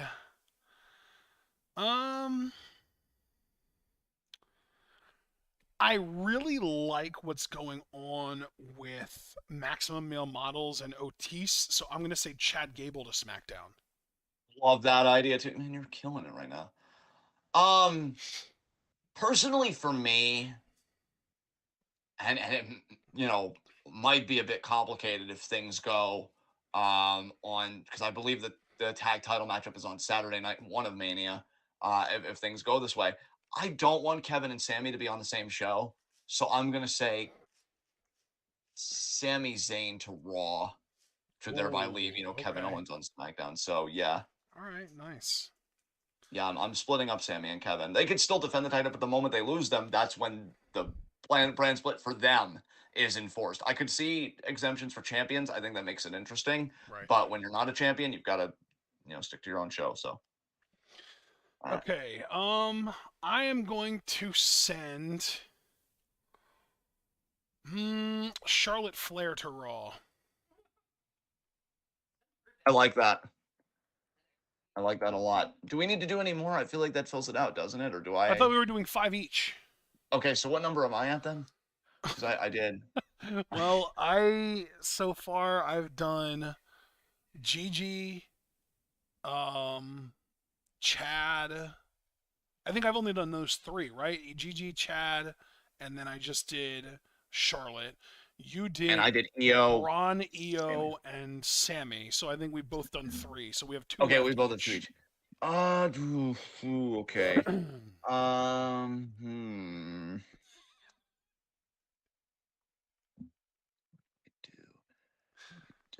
Do.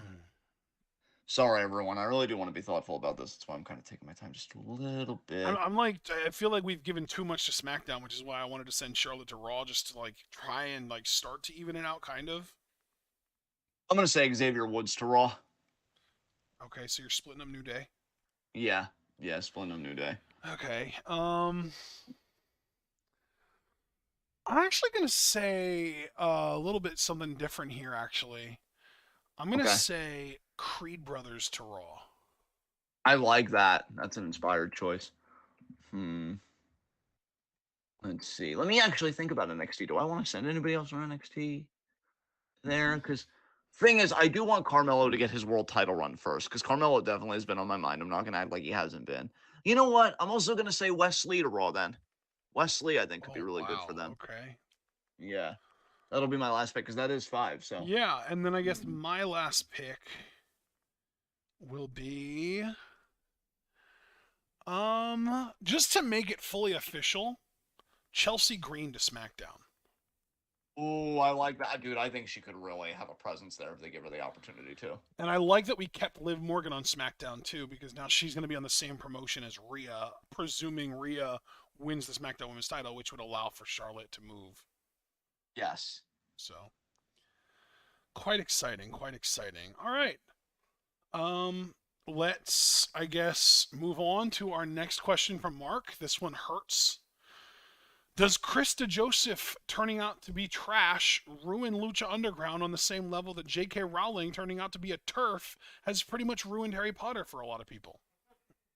My answer is going to surprise a lot of people. Can I go first on this, please? Feel free. Um, if anything, it's quite the opposite. It actually makes me more fascinated by Lucha Underground because here's the thing, and I've said this repeatedly as somebody that's more, anarchist, definitely becoming more sympathetic to Marxism, stuff like that. But generally, whatever I am, just very far left generally. I've always said that mass culture, whether it be movies, TV, art, whatever, always has something ideologically embedded in it. There's no value neutral cultural artifact, right? I don't believe that. Wrestling's the same way. And I would have to wonder with the Joseph now going full mask off, Turning Point USA, like oh liberal Hollywood, all that stuff, which is very disappointing. We hosted both him and Roach on the channel. We still have that up. You guys can check out that interview. They both were, great And guys. I'm not Roach going to like is try to. much, much further left. I mean, he's Yeah, constantly tweeting at conservative politicians and how big of pieces of shit and hypocrites they are and stuff like that. So like he's still cool. I don't know what the hell happened there. yeah, and and I think, I mean, I had interactions with Joseph where like I would post something anti-corporation or something, and he'd be like, "I am a like sympathize corporate," and I'm like, "Dude, what?" And then the same thing about like colleges and student debt and all that stuff, and then I would post him like there are already so many people working 2 3 jobs. But anyway, to focus on Lucha Underground, it doesn't tarnish it for me at all. For one thing, and again, I have to take this stance, I think, to be consistent because I've already said that like I still watch to this day like Benoit matches and stuff. We know the heinous tragic thing he did. I gave a very elaborate one Q&A answer on that I think we need to have a substantive conversation about toxic masculinity, about unchecked corporate power, about how debilitating physical media, whether it's football, baseball, so like sports, or again just sports entertainment, I will actually use that term in this context, can be to people that partake in it. But I give a very nuanced answer, and here I'd like to do a similar thing. Lucha Underground was a genre-defying program, and that doesn't change because one of the guys that was a big part of it, went the way that he did. And again, why I say it makes it more fascinating to me is, are there any conservative messages in Lucha Underground that maybe we missed because we were so enraptured by it? How much of DeJoseph's voice ideologically seeped its way into the program? Because I actually do feel like you could argue, in my opinion, and I don't say this negatively, I would say that Roach's voice seems to be in there. When you look at how they told the story between Dante Fox and Killshot, that seemed like a very mindful, progressive meditation on war. It didn't glorify war to me at any point. If anything, it said, my God, war is fucking awful. Look at what it did to these War two is men. hell. war is hell, right? And so I would say that Roach's voice ideologically probably showed up in the program. And honestly, I wish we could take this isolated clip and send it to Roach and just ask him, you know, were there any kind of themes that DeJoseph wanted to communicate through Lucha Underground that maybe we missed? Are there any conservative or reactionary points or characters that get vindicated or whatever that maybe I overlooked at the time because I'm like, oh my god, look at how they're pushing Johnny Mundo, and you could miss it, and I will readily own that. Look, I am not perfect. Nobody is, right? I still shop at Amazon. Like, I'm hardly the quote unquote ideal leftist, and I honestly think searching for the ideal has hurt the left more than helped it. But that's a separate discussion. But yeah, I do wonder what messages have you slipped in there through the cultural medium that everybody is so enraptured with. So, if anything, him being full mask off, it intensifies my interest in the property on a theoretical level because it makes me want me to study it more and see what we potentially could have missed. So it doesn't ruin it for me at all. So there you go. What about you, man? So I think you're right for the most part. I do think that it almost makes me watch it with a more critical eye, like, oh, like that, like certain things that might get said, or certain booking decisions that might have been made, or certain promos, like the wording of some promos, it makes me kind of like squint at it a little bit more than I would have before, knowing now who was behind it. God, I'm sorry, but you saying that, I just think about the first time we saw Son of Havoc against Sexy Star, and he's I'm like on not that going promo. to wrestle a woman. I could just picture TJ in the back being like, fuck yeah, yeah, yeah. You're fucking right. Oh my god. No, I'm picturing it now. But see again, like that's the thing. And really, and again, I'm not gonna put Roach on the spot here. I mean, maybe he'll listen to this and he'll like talk to one of his friends. I don't know. But like I would wonder then, because when you make this kind of a commitment, it's not like a 180. Chances are you've been like this for a long time. And you just feel more comfortable, right? Being more visible when you see that the culture's shifting. You and I say all the time that the Overton window currently is very far right. Yeah. So I can imagine the DeJosephs of the world feeling very comfortable, right? To be their more authentic selves, to not be so performative for the sake of, job security or whatever, or not being ostracized socially. But I have to wonder privately, did Roach and DeJoseph ever butt heads about how a script should go, how a character should be portrayed, what the thesis, and I know I'm making this way too academic, but that's what you get. You guys always say, oh, talk more about philosophy stuff. No, but this is why. But like what the thesis of a certain storyline is. Again, the thesis for Dante and Killshot is war is hell. War is awful. War does not make the same people that they go into those wars. They don't come back the same way. It destroys people. But I have to wonder, what disagreements did they have about what the theme should be? Or was that really out of their hands? And was it a third party that said, no, you're doing this? It really makes you wonder how the sausage is made on a totally different level. It really does. Do you have any more you want to say? Because you just saying that just made me think of Son of Havoc and Joseph. Like, yeah. Well, yeah, hilarious. like I totally agree with you, because like it's, that was obviously done in a way that very clearly made Son of Havoc the heel, but then he got redeemed. So it's like, okay, well, I almost want to go back, and I already kind of started rewatching. It's one of those things where a couple nights ago I watched the first two episodes, and then I got kind of bored and, turned it off, and then I went and actively seeked out Aztec Warfare 2, because Yeah. my god, Jeff Cobb as Matanza, that debut might just be the single greatest wrestling debut of all time. I would agree with that. I would agree with that 100%. That's not a hard sell at all. It was fucking incredible. But then during that match, guess who we got to see? What do we get to see? Joey fucking Ryan. Yeah. Ooh. Ooh. Yeah. Fuck. Yeah. So there are relics. There were pieces of evidence, left behind of like, oh, things aren't entirely above board here. Something's up. You know what I mean? And like, exactly. So, and at the time, we didn't know how much of a scumbag Joey Ryan was behind the scenes.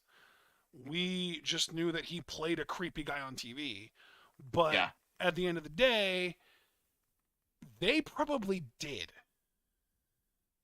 Yeah. Yeah. Because that was like, apparently, he and Marty Skrull both were apparently like really poorly kept secrets that they were both into like teenage girls. Yeah, exactly. Ugh. So, like, yeah, like, and then like Evilise also, like we know now, like Evilise and Jack Evans, from what I understand, are both like kind of right leaning anti-vaxxer types. Evilise basically got kicked out of the women's locker room in AEW for being generally difficult. Like, it's just one of those things that's like there's sort of a little bit of a weird like was Lucha Underground's sort of control your narrative before control your narrative was a thing. Is all I'm saying. Yeah. Yeah. And I hate that I'm even saying that. Like, it hurts to even think about it that way.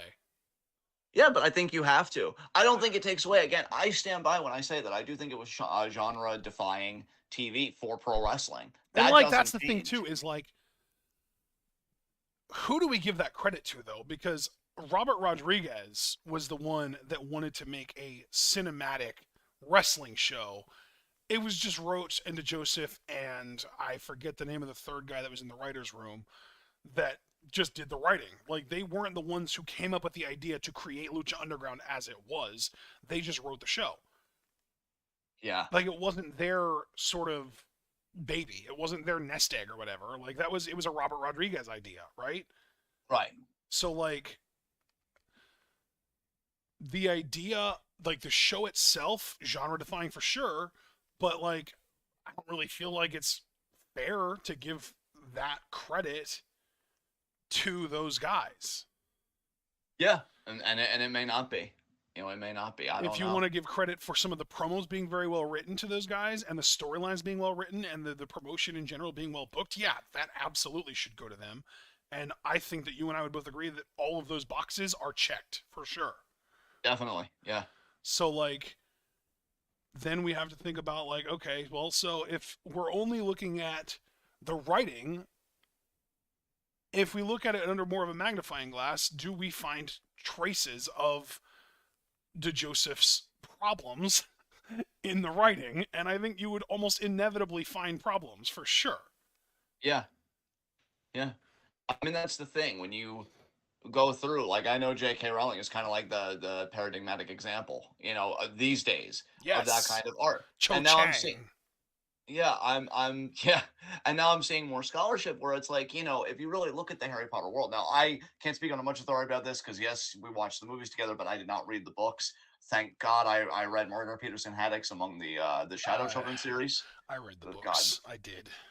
infinitely superior series. I'm still waiting for that adaptation. Netflix, HBO, whoever the fuck. Prime God. Video. Um. Yeah, really. Speaking of Like, Prime Video, when the hell is Wheel of Time season 2? yeah, that's a great question actually. But with how many talented like young adult and just child actors there are, because the first book, clearly the protagonist is very young.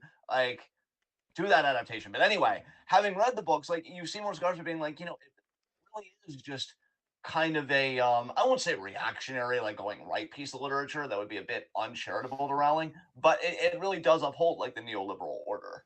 And it's like, there's really nothing revolutionary or magical here. It's just kind of the society we already live in with the veneer of fantasy. And I find that Bro, very interesting. were you So yeah. around when we were talking about the names of Harry Potter characters the other day? It was like a couple weeks ago. I know we've touched on this before, and it's really bad. Like, I don't think I was there for that specifically, but I know we've talked about like the naming convention. Like, even with the Hogwarts Legacy, which I have some friends like on my Facebook feed that play, and I don't judge them for that. It's whatever. But like, didn't the people like wasn't it developed separately from Rowling, and they wanted to appease the trans community, and they had a character in there, but the name was so bad. It was like, what the Oh, fuck? yeah. So you're talking about Hogwarts Legacy. I'm talking about the books. Okay, yeah, I wasn't there for any discussion you guys had about naming in the books. So what was Oh that my all about? god. So, I mean, first of all, there's a problem of. So there's this problem of like you've seen the movies, so you've seen like when Hagrid takes Harry to the bank to get his money out, the people running the bank are these little goblins, right? Yeah. And what do the goblins look like disgusting caricatures of? Okay, I don't really recall from memory, but I'm wanting to hazard a guess just because I think I know where this is going. So let me just ask it in this way where I feel like it's a genuine question without like feeding into it. Is this an anti-Semitic trope? Yes. I fucking knew it. I I sent you a fucking link on Twitter or on Facebook, and you can see it in the fucking thumbnail. Jesus Christ. Oh God. Oh God. Really? Fuck. There is, I believe, one named Jewish character in the Harry Potter universe. His name, Anthony Goldstein. Fuck. There is a black man in the Ministry of Magic. His name, Kingsley Shacklebolt. Oh,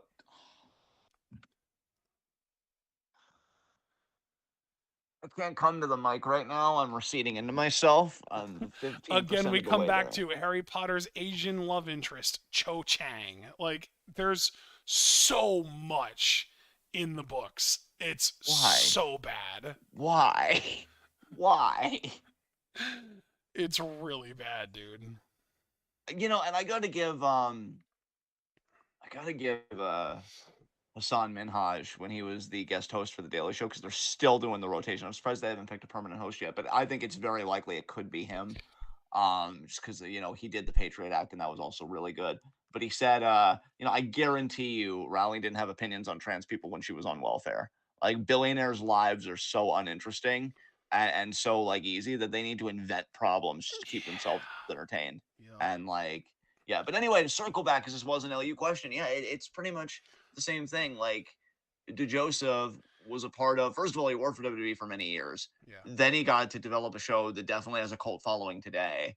And then he once died like he's a persecuted one, like, oh, liberal America is ruining me and ruining voices like ours. Like, dude, voices like yours are literally everywhere. Just stop inventing problems and look inward, my guy. I'm Open really your rooting for you. eyes and look the fuck around. Yeah, like that's a shame, man. That's a shame. Especially because, when there are people that I used to respect or be on friendly terms with, I do still root for them. But I know it's over. Because again, he is like an older guy and he's probably felt this way for a long time. It's just, we didn't really fully see it until now. So Yeah. there you go. Foster, I'm gonna need so many hugs from you after this. That made me so uncomfortable. Jesus Christ.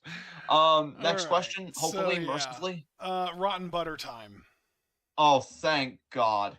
It feels You, like you we've been crawling under barbed wire for the last few questions, and we've finally gotten through it, and there's just a fucking cake waiting for us on the other side. God, I'm so proud of us for not abandoning each other because the heel in me was definitely thinking about it. So his first three questions are number one, January, number two, February, number three. Yes, I know I could ask these as one question, but I'm not going to. Wow. Wow. So here's what I'm going to do if we're all going to do things, because I really don't remember like that far back because it's been so much media. I'm just gonna name to you stuff that comes to me off the top of my head, and Nice. whatever month it was, Fuck we'll it. we'll find us. Yeah, fuck it. We'll find a sorting hat to figure that out. Yeah, fuck you, Rowling. Anyway, um, so yeah, most recently, kind of working backwards, Swarm. I keep talking about that show, amazing psychological horror that talks about the dark side of toxic fandoms. You could very easily do a season on pro wrestling. In fact, I'm amazed that they didn't do it with fans literally stalking wrestlers at airports. Like it probably writes its fucking self. Yep. But Dominique Fishback, I swear to you guys, that's a name you're probably going to be seeing a lot more in the coming years. I think this was really her breakout role, from what I understand. She is going to be in the new Transformers movie coming out this summer. Rise of the Um, Beasts. I hope she has a bigger role in that because the more screen time she gets, the more her value goes up and she earns every fucking penny. Like, I don't want to get too much into Swarm, but if you were a fan of Atlanta, which I know Ashton and I were, Hell yeah. and I want to get this woman's name right because I want to say that her name was Janine.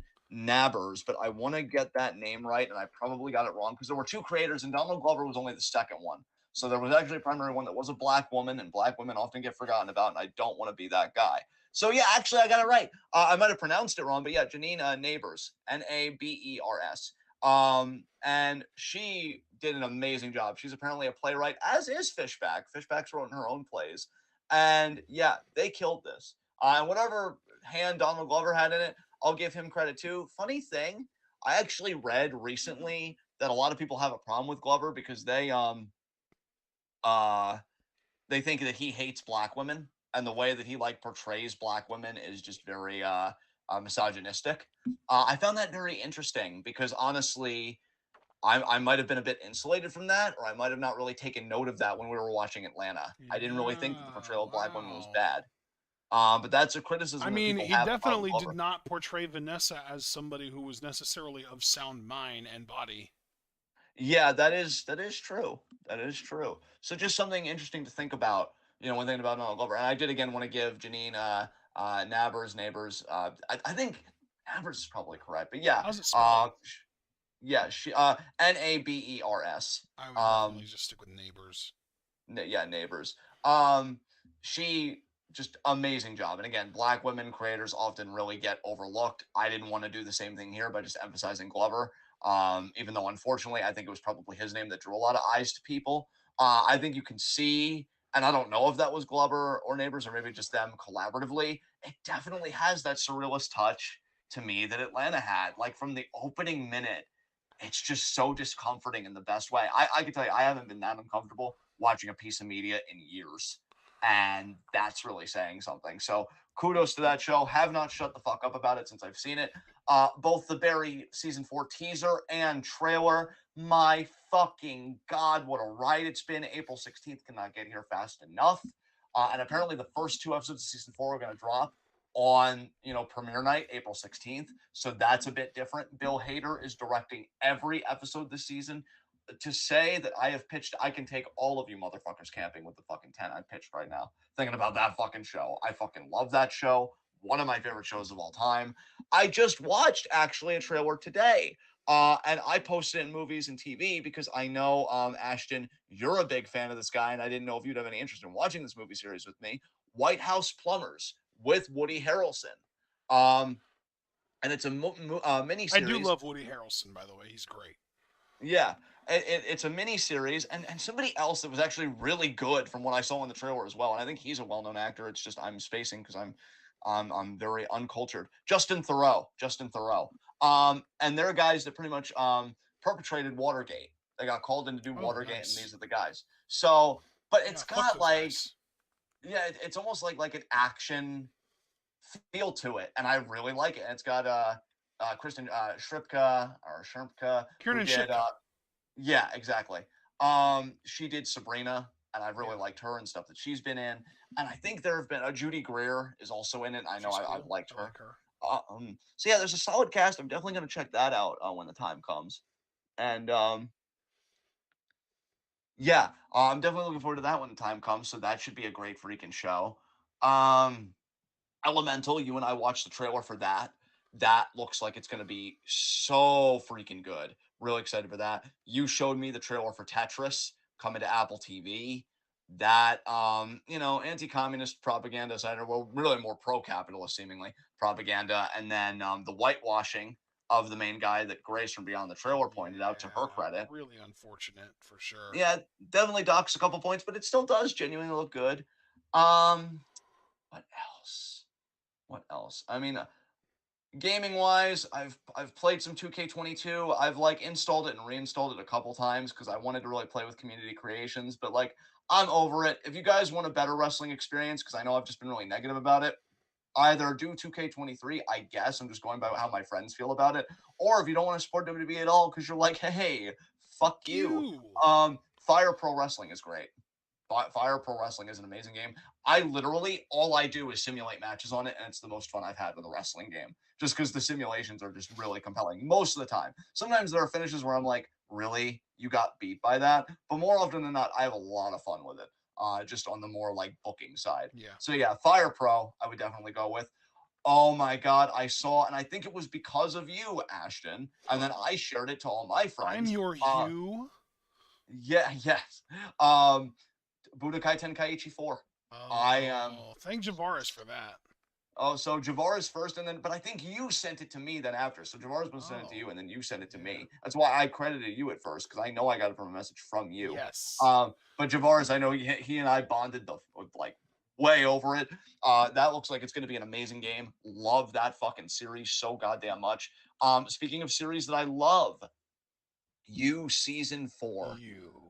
God, I mean, people, again, I'm concerned about me. Um, I still can't fully talk about it because Ashton hasn't seen it. But We're about halfway through season 3, man. We're about halfway through season 3. there was something really fucked up I told Abel that I want to tell you, but you're not going to be able to fully appreciate it and make your like disappointed Ashton noises until you have full context. So like I'm Nice. waiting for it so that I can feast on your disappointment in me. Wow. I Um really don't like the way you phrase that, but we'll talk about it some other time. God, that's so perfect. So yeah. God, I am deeply unsettled right now. Why am I turning up? It Um, sounds like you're getting turned on. I really am. God, we've done so much depraved media this quarter. It's so nice. Depraved? Why depraved? I mean, psychopaths and murder and just I mean, between you and Swarm. I mean, you know, there's a pattern happening here. Um, we've Oh. we, we've I don't like it here anymore. we've been watching Workaholics. That's been fun. That's been fun, you know, and especially now that we're seeing episodes that I know for a fact you and I didn't see in our original run together because we stopped. Some really good ones. Even what did we do? We did it last night too, right? Because I feel like we even did Yeah. it just last night. Yeah, we watched a Yeah, bunch last night, like 4 or 5 episodes. yeah, there was a lot of good there. I'm hoping we even have time for that tonight, but I know we've got an Inside Marvel and a break room as far as YouTube content and probably other stuff. So I don't know. Um, but yeah, that's been fun. God, I feel like there's been other stuff. You know, I'll tell you, shows that I've wanted to check out. I still want to check out The Bear, and I still want to check out whatever that Steve Carell FX show was with that like fucking therapist. I think that might have even been on one of our lists, so we might check that out together at some point. A Steve Um, Carell show on FX with a therapist? yeah, where he like plays a therapist. Yeah. Interesting. Okay. Um. Okay. So what else? What else beyond my really grotesque turning up? I was gonna say you sound Um. like such a nervous Nelly right now. Oh no, I'm scintillated. Scintillated. Ooh, ooh. Um, All right, Buster. like, Cool it. hey! Don't start something you're not able to finish. And now, Speaking of, where's Abel? where is Abel? Where is my child? So that he could say, "Oh no, oh God." Maybe he's asleep, little scamp. Oh yeah, I Um, should check on him. I've been watching last week tonight's latest season. They've done some great pieces He's this not year. asleep. He's awake. Thank He's God. playing Fortnite. Wow, my son prefers Fortnite to us. I mean, honestly, no, I still think it's a bad call. Um, but no, Oliver's done some great pieces this year, including the one he did very recently on. Well, not very recently, because the very recent one was timeshares. Fuck timeshares. But he did a great one on Ron DeSantis to the point where Ron DeSantis had to clap back with, "He's not relevant." Oh my God, every conservative is the same like punch. You notice that? Like it's essentially just the same line, just maybe said in different ways. It's really pathetic. So yeah, that's been great. Daily Show again, guest host rotation. I've actually been keeping my finger on the pulse of that. And yeah, some really good ones. What else have I done? Oh, I mean, I've read stuff, but again, that's just all nerd stuff. But I did actually a lot of really good reading this quarter that I'm really proud of. Um, Even read a little bit of poetry, watched some Boy Meets World clips. Fuck you, Corey. Fuck you. Yeah, that felt good to get off my chest. Fuck Corey Matthews. So I can hear your mom laughing in the background. She's living here. Um, let's see here. Bel Air. We've been doing Bel Air. Bel Air season 2 has been so good. In fact, I can't wait for the new episode tonight because it's Thursday. That's right. Yeah, we're not gonna go do Workaholics tonight. Yeah, we're never Okay. gonna watch any more Workaholics tonight ever. Yeah, no, it's over. Between the games we still have to do, I still have to eat. Remember, because my schedule was a bit chopped up because I had a late start to my day. And Bel Air, yeah, the workaholics probably isn't happening. So yeah, let me think. What else? I think that's it for me. So I'm gonna. Oh yeah, Mosaic came out with a new song. Their new lead singer is fantastic. Can't wait for more stuff. Looking for Nevertell to do more stuff because God, every fucking song they do is a banger. Have I found anybody else? Oh, I found this guitarist named Bernth, Bernth. He did a great single, which is like a guitar instrumental called Waterworks. And he actually did a video of it where there was water inside his guitar and he played it and it sounded like the water was swishing inside the guitar, which almost was like simulating waves. It was beautiful. I mean, he absolutely destroyed the guitar. He even admitted it, but he made some great art with that. So yeah, Bernth was great. NF, between Hope and the song Motto, I cannot wait for his album to drop next month. Oh my God, I think it's going to be fucking fire. Definitely seems like it's going to be different from a lot of his other stuff, and I think a lot of people have been looking for that from NF. Hobson as well. His song Rebirth went so fucking hard. It is so good to see that dude back and in the freaking game. Ashton, I have been meaning, because I know you were excited about this and you posted about this. I've been meaning to check out Meet Me at the Altar when you alerted me to their album that came out. I have not at the time. I've actually been meaning to ask you what your favorite songs were from that album. So I guess when you get to this question or questions that I'm just kind of treating as an all-encompassing thing, you can tell me, what you like there. And yeah, we did reality shows, my family and I. We did The Perfect Match, which was actually the best one. I feel like so many reality shows that have been kind of so bland in one note. This one actually did some different stuff, so that was a good guilty pleasure there. And yeah, I think I'm gonna stop it there. Definitively this time. I think I'm good. So what about you, friend? I have so much that we haven't touched on because I tried at least to record all the movies that we watched as we watched them, going all the way back to the beginning of the year, starting with Glass Onion. Remember Glass Onion, Oh, John? It not was yeah, so yeah. good. It And we was, watched man. it, and it was a lot of fun. Which one did you prefer, Glass Onion or Knives Out? Because I personally preferred Knives Out, but I'm curious which one you liked more. I think I'm the same as you. Yeah, Chris Evans was just such a my great dickhead. my last true romance with douchebags. I'll tell you Remember when that was Jeremy Renner was in critical condition earlier this year? yeah, dude. That was Fucking weird, was. right? Yeah, yeah, definitely, definitely. God. Bullet Train, another movie we watched this year. That movie was It fantastic. was. It Oh my really, god, that was really so fun. was. So fun. Let's see. There was a moment on January 5th of this year when uh, news broke that Wonder Woman was reportedly not part of James Gunn's 3-year plan for DC, but they were keeping Ezra Miller in the DC universe even after the Flash movie came out, and I just thought that was so backwards. Let's see. We found out that Wednesday was being renewed for season 2. We watched Strange World on January 7th. That was really fun. Yeah, that was, yeah. Really cute movie. It didn't end up making my top 10. It was an honorable mention, though. Really fun. Um, let's see.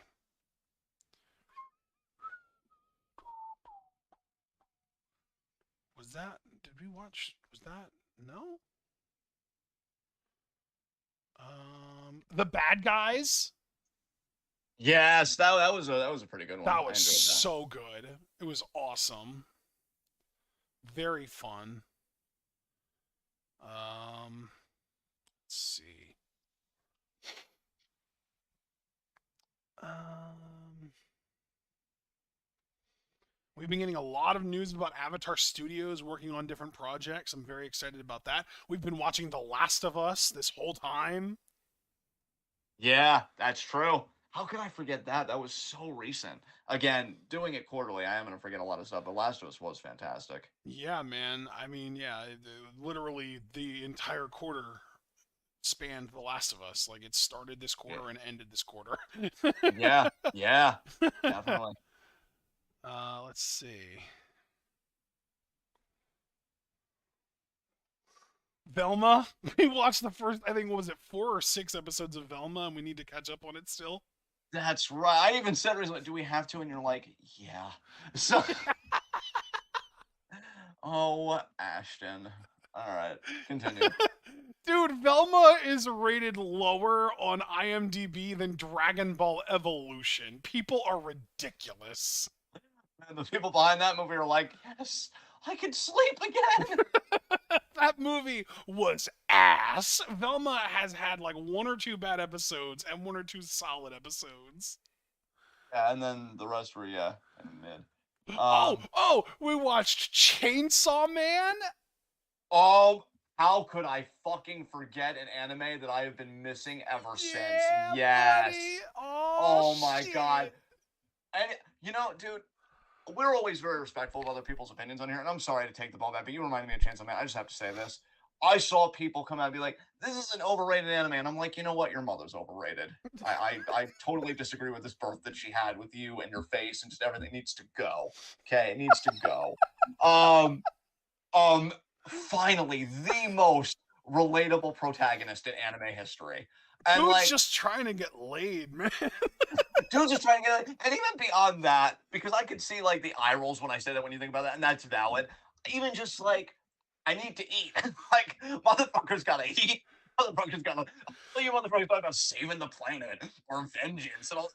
But still, the lengths that this motherfucker was willing to go to for a boob grab, I mean, come on. Dude, and you know what? Like somebody said perfectly for commenters who I didn't think that their mother was overrated. Somebody was like, "Oh, this anime is supposed to mirror Maslow's hierarchy of needs. Like he's at the very bottom of the fucking pyramid, and he's just going to progress to the." And I'm like, that's such a brilliant fucking story. What the fuck? The soundtrack is great. Yeah. I genuinely cried at the first episode. Like I teared up. Like this shit is powerful, man. If you guys haven't seen Chainsaw Man, do it. That and this doesn't count for this quarter. I'm just thinking of anime that I really liked, and Demon Slayer was also really. I want to really watch that, yeah. That was really good. I've But heard anyway, great things giving you the about ball that. back again. I'm only going to cut in if you remind me of something that I just want to say something about. So, I mean, South Park season 26. We've watched all 6 episodes now. Only last night. It was mixed, but God, the rallying parts with the I'm so full on that. That was the South Park equivalent of squelching for me. I just couldn't get enough. So nice. The two of the best South Park episodes ever, though, happened this season: Cupid Yee and Japanese toilets. Japanese toilets was fantastic. Cupid, yeah, definitely. And Deep Learning was really good too, but to me, Japanese toilets is an all-time classic. That was a fucking incredible episode. Absolutely. Absolutely. Literally just South Park exposing big fucking toilet paper and being like, oh, but for liability reasons, we take it all back and we didn't mean any of it. Sorry, everyone. Never mind. Da-da-da-da-da, wipe your ass. I love the way anyone reacted whenever they used the Japanese toilet for the first time. Oh. That was me. That's still me sometimes using a bidet now. I'm like, oh man, why is this hitting so different? Oh yeah, that's another thing. Justin Roiland was outed as a sex pest, so that's great. Yeah. Looks like those 100 years got cut short, Morty. Oh, God damn it. I will go to my room. I am so sorry. I don't know what's wrong with me right now. I'm out of pocket. That hurt, man. That was like a gut punch. Fuck. I don't mean to hurt you. I just can't pass up the memes.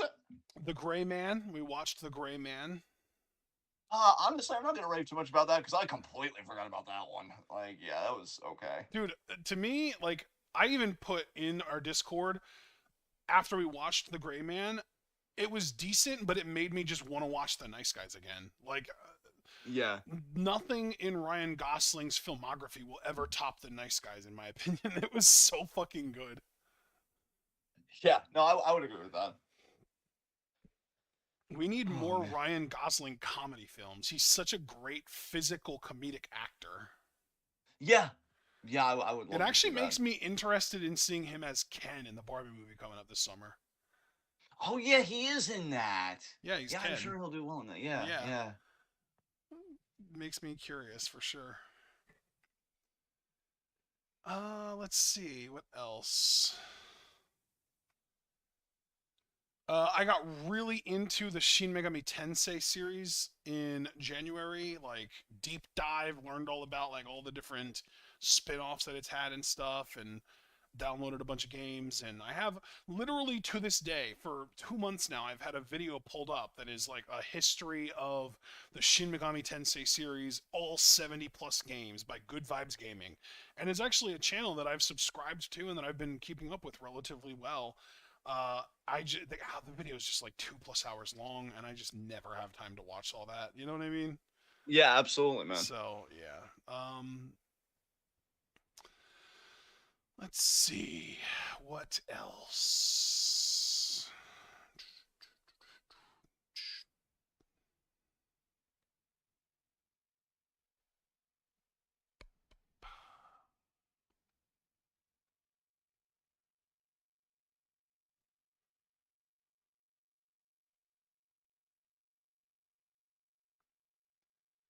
Let's see here.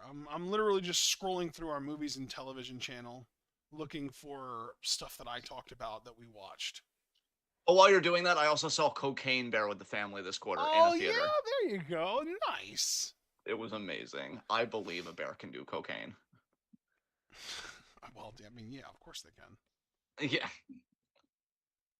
I also believe bears can climb trees. A joke from the movie for those that saw it.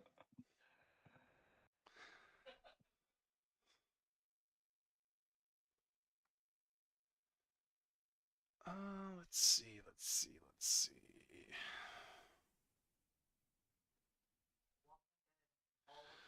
Oh yeah, my mom and I marathoned the entire season or series of The Walking Dead, literally from beginning to end, all Yeah, that 100 was one of plus. the biggest things you Yeah, just that's did this true. quarter. That is, yeah, we Yeah. did.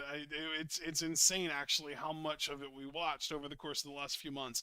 We literally watched the entire series, finished all of it in just these 3 months. It's funny, man. I wish we had that kind of resolve with Power Rangers. God damn it. Oh, that wasn't anything I watched. I watched their whole like reunion movie, whatever they're doing on Netflix. I watched the trailer for that. That's another thing I did this quarter. Oh, the Power Rangers thing that's coming up.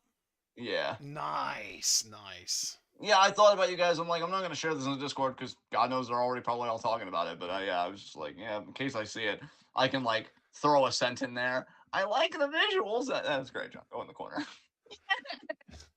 Dude, my first comment about The Walking Dead in our movies and television channel was I'm watching season 1 of The Walking Dead with my mom, and oh my god, somebody seriously needs to make a Dale facial expression compilation. Yes. Fucking king shit. He was a dude. The face that he gave Shane when he saw Shane with fucking Rick in his scope with his gun when he was like eyeing him up like he wanted to shoot him, and Dale caught him. That face, that's the greatest facial expression ever, I swear. Oh, so good. Just so good. I'm Oh gonna YouTube man. that and watch that video now on mute. Somebody had to upload that. I need to see that face again. My next Uh, comment on Walking Dead in our channel is it's actually incredible how noticeable the drop off in writing is from The Walking Dead season 1 to season 2. Like season 1 was good fucking shit. Season 2 episode 1 I already hate so much. I fucking despise Lori. T-Dog randomly getting his fucking wrists split open is absolute nonsense. Rick having everybody hide under cars while Dale intelligently and completely discreetly hides on top of the RV makes no sense. Lori preventing Carol from being with Sophia long before the walkers reached them was complete nonsense. Rick taking Sophia to a little hiding spot and expecting a scared little girl to stay still while he runs away from her with walkers chasing him is nonsense. This entire episode is so bad compared to season 1, and then I capped it off with the classic, oh my god, Lori is the worst. yeah, Lori was insufferable from what I remember. She didn't become insufferable until season 2, though, is my thing. She wasn't insufferable in season 1. Yeah, goddamn. It's almost like Frank Darabont isn't incompetent at writing women, but whoever the fuck took over in season 2 is. Yeah. Yeah. Jesus Christ. Oh my god. Anyway, so I think pretty much from that point on, it was just me because given that comment about Dale facial expressions for me was on February 8th, and my mom and I just finished The Walking Dead like maybe 2 weeks ago, maybe 3 weeks ago tops. That pretty much dominated my quarter, I would say. So. Oh God, I just saw it. I found the clip with Dale's face. It's amazing. Dude, God bless this man. This man deserved his own show, honestly. What was your life like before everything went to shit? Bro, I also realized on rewatch that Carl was directly responsible for Dale's death in the show. Oh, fuck you, Carl. Yeah, dude. There's this moment where Carl thinks he's being a little badass and he goes out into the woods near Herschel's farm with a gun. And he finds a walker that's stuck in like the wetland marsh area that they always find walkers in, and he like approaches it and like starts like just kind of staring at it and like examining it, and then like he holds the gun up and the walker's foot gets loose, and it because it's like trying to get at Carl, like it wants to eat him. And Carl manages to get away, but now that's the walker then that ended up killing Dale. Oh, oh. I killed the wrong one. No, dude, because dude, here's the thing. By like season 5 or 6, Carl's one of the best characters in the entire show. That is true. I did hear that he gets one hell of like a level up, a glow up. Like He ends up being great. Honestly, I think Negan makes the Carl character better. wow, cool. Because like Negan is always like complimenting Carl and calling him a badass and stuff. And like when you hear someone of Negan's credibility say something enough, you start to believe it. And then like Carl starts to kind of deliver on those, words too. Like he starts to act like a badass too. Yeah, there you go. And not like a Billy badass, like he thinks he is one, but he isn't actually, but like a real actual badass. Yeah, there you go. Yeah. So I also this quarter got a subscription to Paramount Plus by getting a subscription to Walmart Plus, because Walmart Plus, it's like $100 a year and you get free delivery, and I guarantee you that we have already saved over $100 worth of deliveries since getting Walmart Plus. Like we get so many Walmart deliveries. It is so fucking convenient because literally the closest Walmart to us is a 15-minute drive. And the next closest grocery store, like major grocery store to us that doesn't have like insanely jacked up, oh, but everything's local, so you're supporting local businesses kind of prices, is like around the same distance, like another 15-minute drive kind of thing, right? Yeah. So by getting Walmart delivery, and it's fucking free for $100 a year, hell yeah. But here's the thing though, Walmart Plus is $100 a year, but you also get a free year-long subscription to Paramount Plus for it, which is $50 a year. So we're basically getting Paramount Plus plus Walmart Plus for $100 a year. Like you can't beat that deal. It's so good. Plus you get like a discount on fuel at Walmart gas stations, which is already the cheapest fuel around here. Like it's crazy. Like you go around and you'll see like 340 something, 350 something, and then you'll see Walmart, it's like 320 something, and you get a discount on top of that. It's unbelievable. Yeah, that's wild, man. Yeah. So it's awesome. What else do I have to talk about? Let me actually look. I'm gonna open up my Spotify. I'm not drunk. Meet Me at the Altar had a new album come out this month. It's great. Yeah, what were your favorite singles from that? Because I did mention that earlier in mine, and I said when it came to your turn, I was going to ask you. Cool is easily my favorite that I've heard more than just 2 or 3 times. I love that song. It's so good. Yeah. I haven't listened to the album enough times to really have like a really strong opinion about anything else because uh, I've just been like the thing is with me when a new album drops by a band, I'll listen to the whole album maybe once or twice, but then I'll add the album to a playlist and then I'll play the playlist from the beginning. And when I say a playlist, what I mean is that artist as a playlist. So like I now have an MMATA playlist that includes their entire discography that album just happens to be a part of now. So what I'll do then is I'll listen to the playlist, but because that album is their most recent thing, it's at the end of the playlist. You know what I mean? Yeah. So yeah, I've probably listened to that album like 3 times total. So it's tough to say what a favorite song would be. Yeah. Um, I don't think that I have any other new music to talk about though, so that's kind of unfortunate.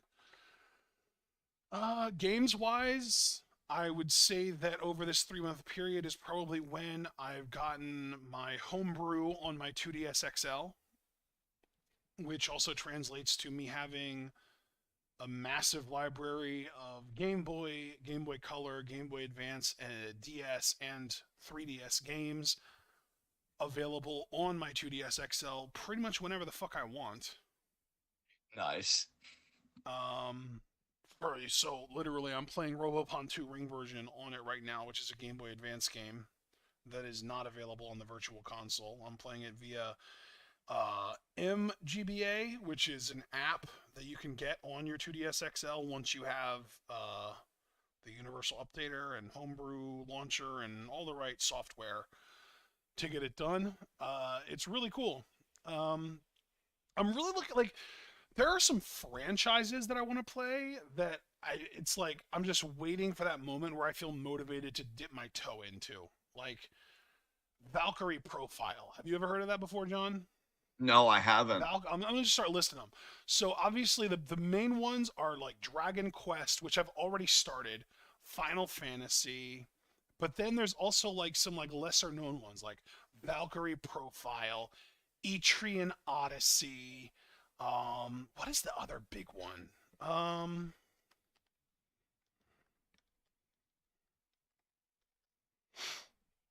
Bravely Default. That's what it is. Those are the big three. Of course, I already mentioned Shin Megami Tensei earlier. Radiant Historia is another one. There are these games on Game Boy Advance from the Department of Heaven saga. One of them is Riviera the Promised Land, and then the second one is called Yggdra Union, We'll Never Fight Alone. Episode 3, though, it's funny because episode 1 is Riviera the Promised Land. Episode 2 is Yggdra Union, We'll Never Fight Alone. Episode 3 literally is just unknown. It says, even on Wikipedia, it says no name or information has been revealed on episode 3, other than in 2008 it was being planned as a PC MMORPG. But then episode 4 is called Nights in the Nightmare, and episode 5 is called Gungnir, Inferno of the Demon Lance, and the War of Heroes. And those are all games that I want to play in what's called the Department Heaven franchise. Like, there's so many big franchises that I want to try. Even like smaller ones that are more recent, like Octopath Traveler and Triangle Fantasy and stuff like, or Triangle Strategy, I should say, and stuff like that. Like, I want to try all this shit. I want to play all this shit, but like, I just have so little time that it's really, really limiting. And then you get like you get moments in time like right now where I start to feel obsessed over a game that I played in my past, and I want to worry about that instead. Yes. Yeah, that's completely understandable, honestly. Yeah. So All anyway, right. let me see. What else do I have to talk about? If anything, I might not have anything else, honestly. I did watch a bunch of movies this month, or this quarter, I should say, but most of them were just movies that I've already seen. Like Yeah. fucking Project Almanac was one of them. I might have watched Cloverfield, but I don't even know for sure if I did. Um,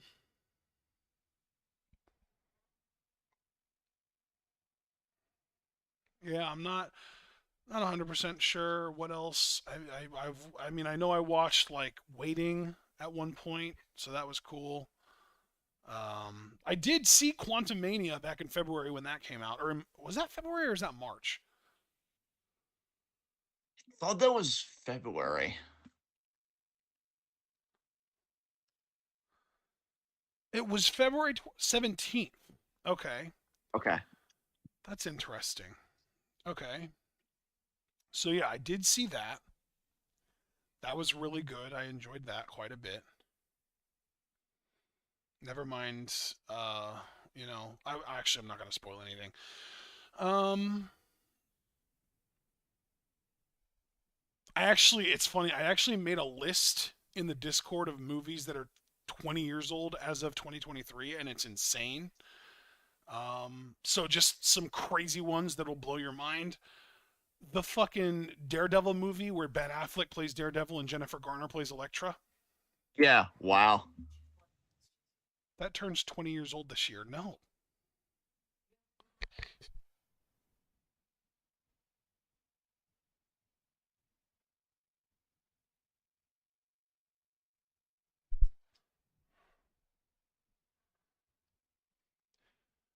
X2, like the second X-Men movie with Hugh Jackman as Wolverine, that movie came out 20 years ago. Holes, the Shia LaBeouf movie, that came out 20 years ago.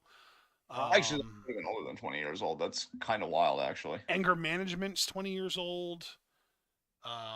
The Matrix Reloaded and The Matrix Revolutions both came out in 2003, apparently. I didn't realize they both came out the same year. That's kind of wild. Bruce Almighty is 20 years old. 28 Days Later is 20 years old. It's wild, man. So I think I'm going to be done answering this question now. Let's move on. Next up from Rotten Butter, if you lived in a cyberpunk style future and had access to robotic body modifications, to what extent would you modify yourself and with what? Um, I don't know. I don't think I'd modify myself at all, but just to be a bit indulgent and play ball, if I was to modify myself, honestly, I would do something where I would make it that I wouldn't have to sleep or eat. Because you and I always talk about how like, sleeping especially takes so much time away. So if I could like, I don't know, switch to like a battery pack or something that I would just need to charge myself rather than sleep, like plug myself into a wall or something. Because even then, if my hands are free, I could still like read or be on the computer with you or whatever. So yeah, some kind of sleep overcomer type thing, or yeah, something with eating, or just on the more exercise base because I do work out quite a bit.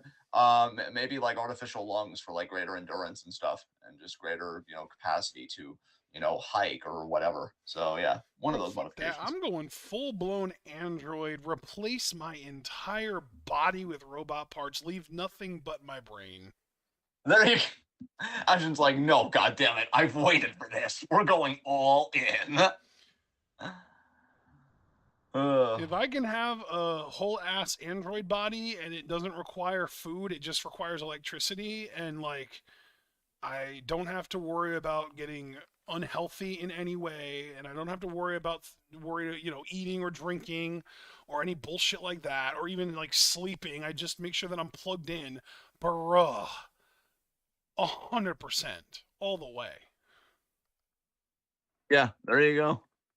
no hesitation on my end.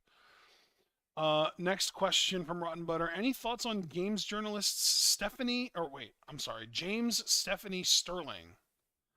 Wait, Don't even know what? who that is. And the world of gaming journalism, I stayed the fuck away from that when all the Gamergate stuff happened. I have no clue what's going on right now. So, who the fuck is James Stephanie Sterling?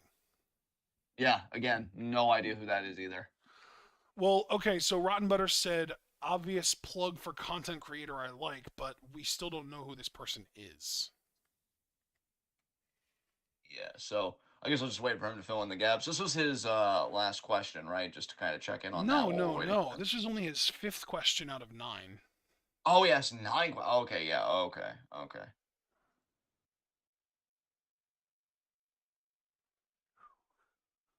Rotten Butter said, "Screw the brain, pure digital consciousness, baby." But like, if you go pure digital consciousness, you are still you. You just upload a copy of your consciousness into like a digital storage unit. I'm not trying to do that. I'm trying to keep my own consciousness in me and just replace my body with a more functional one that doesn't require maintenance, or at least as much maintenance. Okay, anyway. So apparently Sterling is a trans, non-binary games journalist and professional wrestler, one of the few honest people in games journalism. All right, we'll have to keep that in mind because yeah, I've steered the fuck away from that scene ever since Gamergate happened. It just seemed like a fucking dumpster fire. Yeah, you know what I pay attention to when it comes to games journalism is when games are releasing, I'll watch the trailers. That's about it. Yeah. That's Alright. really the extent that I pay attention to it. There's so many games that have already come out over the course of the last 40 fucking years that I haven't played, that I want to play, that worrying about controversies going on with games in development or games that have recently released is not something that I have the capacity for. Yeah, that's understandable for sure. All right. 6th question from Rotten Butter. What fictional universe capable of supporting human life would you least like to live in? I have an easy answer for this. The Invincible universe. I don't want to live on a world or in a universe where a Viltrumite can exist. Just say the question one more time. What fictional universe capable of supporting human life would you least like to live in? Honestly, the Dragon Ball universe. I like as cool as it would be. I'm probably going to be a regular ass human if we're getting the most out of this question. And to die and constantly be resurrected by forces I don't even understand would just be a little too fucking wild for me, and it'd be way too traumatizing. Because like I don't think you forget that you died, so like I'm not gonna act like PTSD and shit isn't a thing. So hard pass. Yeah, no, I don't want to fuck around with the Viltrumites. Anyway, 7th question from Rotten Butter. What? Oh, he thought that I was gonna sing this. I'm not singing shit, bro. You need to check your expectations at the door. Wow, for you to say that, holy shit! No, you got to realize though the tone that he used. He said, and I quote, um, "I fully expect those last 3 questions to be sung, Ashton." Wow! Damn. So I've the last taken 3 tone with you questions, before like that. the last 3 questions in order are: why did our mothers start this war? What the fuck are they fighting for? When did this song become a marathon? Wow, I love that you didn't even like you read them, but there was even a bit of bewilderment there. That was great. I'm here for it. Yeah, I guess that's it. He always does those real questions. I never know how to answer them, so I'm good to move on to the next batch of questions. I think it's from the South Park movie, La Resistance. Oh yeah, South Park, bigger, longer, uncut. Yeah, he even says it in the chat. I remember watching that movie. It was you want to talk about like over 20 years old and shit. Like, yeah, that movie's hella old. Um, but yeah. Yeah, the movie's a classic, but I'm not singing. No. Anyway, moving on. We've got 6 questions from Alex Foster, and that will conclude this Q&A mercifully. Let's do it. I'm fucking that just gave me a shot in the arm. Let's do it. First up, if you guys got into a fight like Sammy and KO, what wrestler do you think would best repair your friendship? Kyrie or Utami, one or the other. Maybe Tam because she's psychotic. Wow. Wow. You kind of blew me away with how quickly and concisely you answered that, and now you've left me reeling. It's okay. It's okay. I am going to actually say Drew McIntyre Ooh, that's an interesting choice. with his manliness. God, he is such a Chad. See, no Oh, matter how much we disagree on anything, we will always agree on him being just a specimen of a man. God, I know. And I'm petty in arguments too, so we'd be talking, they'd be like, well, yeah, Ashton, I mean, fuck you, but I mean, you're absolutely right about those abs. Like, Yes. there would be consensus with pettiness, and then suddenly the ratio would just tip in the favor of consensus. It's perfect. It's perfect. Second question from Alex Foster: is there a weird quirk you notice about some of the wrestlers you love? I'm gonna repeat that because I know I fucked up. Is there a weird? Oh my god, I can't fucking talk today. I'm sorry. I believe in you. Is there a weird quirk you notice about some of the wrestlers you love? You did it. Fuck yes, proud of you. Weird quirk, huh? Is it a quirk that Tam likes to bully people? Because I do love me some I Tam, think but that's I just haven't a forgotten. personality trait. Yeah, I don't know. Like, his quirk would be something that's like a bit more out there. I don't know if Kairi has any quirks that I know of. Like, so this isn't my answer, but a cute example would be like how Renee Paquette, Renee Young, has a lisp. Right, right. Yeah, I love Foster, so I never want to like shortchange. Well, I don't want to shortchange anybody's question, but I always like really want to put effort in for him because he's always so wholesome. But I really can't think of like any quirks of wrestlers that like I really like. Because I'm trying to think of Stardom. Maybe I'm not that observant. I'm not as attentive as I thought I was. Natsu Sumire also has a lisp. I don't know if you noticed that. Did not notice that. Yeah. I think Suzu Suzuki might have one too. Yeah. I will say, I don't know if this counts as a quirk, but just how easy it is to make Hazuki corpse, I do find that very endearing for her. I feel like she's Yeah, that's a always good covering one. her I mouth. like that answer. So I'll give that one. I know I'm not as big a Hazuki fan as you, but that is something I've That's a noticed. really good And answer, though. I love that. yeah, she's living her best life, man. I'm happy for her. How about this one? When Saya Kamitani is trying to sell something that requires her to sort of wait for her opponent to do something before she gets hit with another move, she likes to wave her arms around like she's trying to fly. Yeah, dude, she's not the only one that does that kind of stuff. Because I know it was wrestlers you love, and like this doesn't really count because I've never really claimed to love Shuri, or at least it was very like didn't last very long. Because when she beat Utami, like a lot was revealed to me emotionally. Yeah. But she always like when people are on the top rope, she always like spreads her arms out, like you give me your best shot, rather than like evading the move or trying to counter the move. Who's this? That's like Shuri. Oh. She does like yeah. If you go and you watch her match, bro, like every time somebody's on the top rope and she's like up, she'll like spread her arms out, like come to me. And it's like no, if you're not, if you're not conscious, evade the move or like delay it or whatever. I don't. What are you doing? What's happening?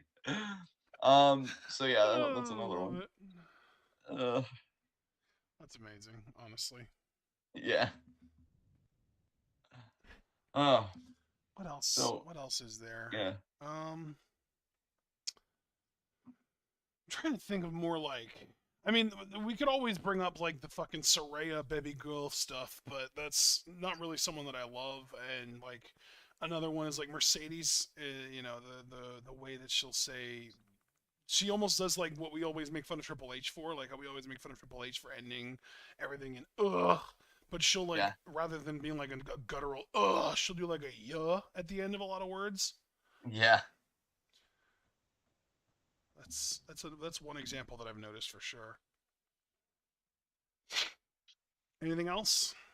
I can't think of anything else personally. Damn. I almost want to ask other people, but this is for us. We're the ones answering questions here. So let's move on. Third question. I'm gonna genuinely apologize to you, Foster, for being a disappointment. And I really Name do that, some wrestlers that have finally turned you around. Is it always Foster that asks these questions? I feel like we get this question like frequently. Like wrestlers that you used to not like that you like now, or wrestlers that you thought you hated that turned you around. Like we get this question a lot, don't we? I think we do, but it just shows like how big his heart is. I would say for this quarter, Andre Chase is like the biggest answer for me. Dude's definitely won Nice. me over. Yeah. Very nice. I'm not even going to put forward any other answer because none will be as Oh, meaningful good. as That means authentic as I that can one. give the most obvious answer, in my opinion, Micah. Yeah, Micah's another one for the Stardom side. Yeah, I would co-sign onto that for sure. Yeah. Yeah. All right. So next question then: who is a celebrity that you wouldn't be that surprised to learn you're related to? I mean, with how devastatingly handsome I am in my voice, I mean, I would say Morgan Freeman, but who's a good person like that would actually be somewhat sensible? Bro, Who's when like you a say who's a good person and you're talking about Hollywood, you are narrowing the pool. look, you know what you're not wrong in the sense that you used it, but you know the sense that I used it. Simmer down. You're in a discourse. Anyway. Anyway, no, who's like a talented white narrator? Because we're not about to do like that whole kind of weird Werner shit where it's like, Herzog. yeah, I think he's kind of overrated, but okay. Oh my god! Suck. I actually really fucking like Werner Herzog. Holy shit! He's good. He's really good. I just, you know. Wow, you're brushing him off. I am. Yeah. Holy shit! That I'm actually is like a sorry. little bit of a gut punch for me. Look, you're really hurting yourself at this point. I'm not doing this to you. You understand that. Yeah. Gaslight girl boss. I get it. Yeah. CEO forever, baby. I don't even know what's happening. I don't know who that I'm related to. Who's a weirdo? I mean, that relates. Adam Sandler. Dude, I was gonna say Tom Adam. Cruise. Wait. Adam. I think it's Devine. Is Demamp in Oh yeah, Workaholics? Adam Devine. Adam Devine. Adam Devine. Yeah. Yeah, that him definitely. I've got to have some relation to him. Yeah, I mean, I'm better looking than he is, but you know, I mean, it's obviously. oh, thank you. But no, probably him because we're both weird and like delusional. Um, who else? God, at this point, you could literally tell me that I was somehow related, like indirectly, to like some fucking dictators or something, and I'd be like, yeah, knowing the history of at least my dad's side of the family, not surprised at all. I can't believe with your tone you never took over the family business. You're going to visit a rival state, so I'm seeing your military. How did it fail? Ashton, you share blood with Benito Mussolini. Oh, I wouldn't have expected it, but I'm not surprised. God, it's like those shows because that was another John Oliver segment I watched. Speaking of like the quarter, because some show stories I watched him do were a lot older, and he did one on like Confederate monuments. Dude, there was this one really cringe clip that he roasted this guy for. I'm not even gonna get into it here because Foster and Javaris are still here, and I want to be respectful. But it was a really insensitive dude that I'm surprised he didn't get punched in the face. I'll just put it that way. Nice. I'll tell you about it after Punching because insensitive dudes in the face is tight. yeah, like I couldn't even believe that this dude said what he said and asked what he asked again. When we go off, I'll tell you about it, but I don't want to again. We're having a good time, so I don't want to bring the mood down. But yeah, where was I even fucking going with? Oh yeah, because you said, oh yeah, because he was doing when PBS does like the ancestry shows and shit, and they've had people on like Larry David, and it's like, oh, your family used to be slave owners. It's like, oh, really? It's like, yeah, we all probably have pretty dark ancestral past. But yeah. The Rotten Butter said Danny DeVito. Nice. I do like Yeah. hearing Danny DeVito talk, to be fair. Yeah. God, it's so funny, Foster. Now, this aged incredibly poorly on so many different levels. But I remember when I was a kid, Christy was going through some of my old stuff like several months ago, like well beyond this grading period, maybe even like a year ago. And she found a family tree project I did. And I had Chris Benoit as my brother and Rey Mysterio as my cousin. And it's just all so awful. Because one is just, well, him. And then Oscar is just a terrible father that raises fucking delinquents. So yeah. But he was Talk only about your cousin. That would make Dom your, what, first cousin once removed or something like that? I don't fucking know. yeah, possibly. I need to the next family gathering. I need to tell him about all this Eddie shit he's been spewing on the mic. But yeah, that was a project I did. So I mean, can you I was really just blame him for wanting a better father? No, no. You know who doesn't have that desire? Abel, because you can't exceed perfection. True. Uh, God, Glad I you, am glad you really, pointed out the truth. I'm really full of shit today. As you say that, I'm glad I pointed out the truth. Next question from, unless you have any other answers, I really can't think No, of I'm like. well, I mean, it was for both of us, and I don't know. Have I given any answers at all? Oh yeah, the dictators thing. Yeah, that's enough. Fifth question from Foster: Are there any movies or TV shows that people give you crap for not having seen? Breaking Bad. Oh God. My family used to rag on me for this because I actually wrote a book for it, but I didn't even watch the first season. I just wikied the entire thing. Westworld. Westworld. Because I watched a little bit of it, but you're saying like haven't seen at all. I mean, Um I've seen like the first 5 or 6 episodes of Breaking Bad, but there's like a lot of Breaking Bad that I haven't seen. really the funny thing about my viewing habits, guys, is like people would give me more shit for not finishing stuff that I like. Like I still haven't finished Mad Men. I have like 4 episodes left of that, 4, maybe 6 at most. Like I did all these seasons and I'm like, Fuck that oh, yuppie that's enough of shit. that. Beg pardon? I'm joking, but go ahead. No, okay. I was, yeah, just like, oh well, there's enough of that. I did like so many fucking seasons, and then like, yeah.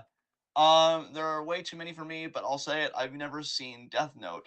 Foster, I just want to say this because I know Angel and I we love Death Note. I got Ashton to watch it, and he thought like the first half was pretty strong, and the second half was like, what the fuck? Which I think like a lot of the Death Note fandom feel that way.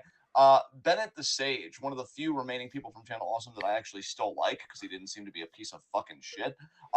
He's actually right now, I don't even know if he's still going or the video ended. He's doing like this big video essay on Death Note that I actually want to watch when I have time. Right after I watch those German Revolution videos from Jonas Sika from my favorite philosophy channel. So yeah, I've got a lot of content I need to catch up on in my John time, but I don't know when that's going to happen. But yeah, I don't blame you, bro. I mean, it's a great anime. If you do get around to watching it, I kind of envy you because animes like that, you always want to go back and watch it again for the first time.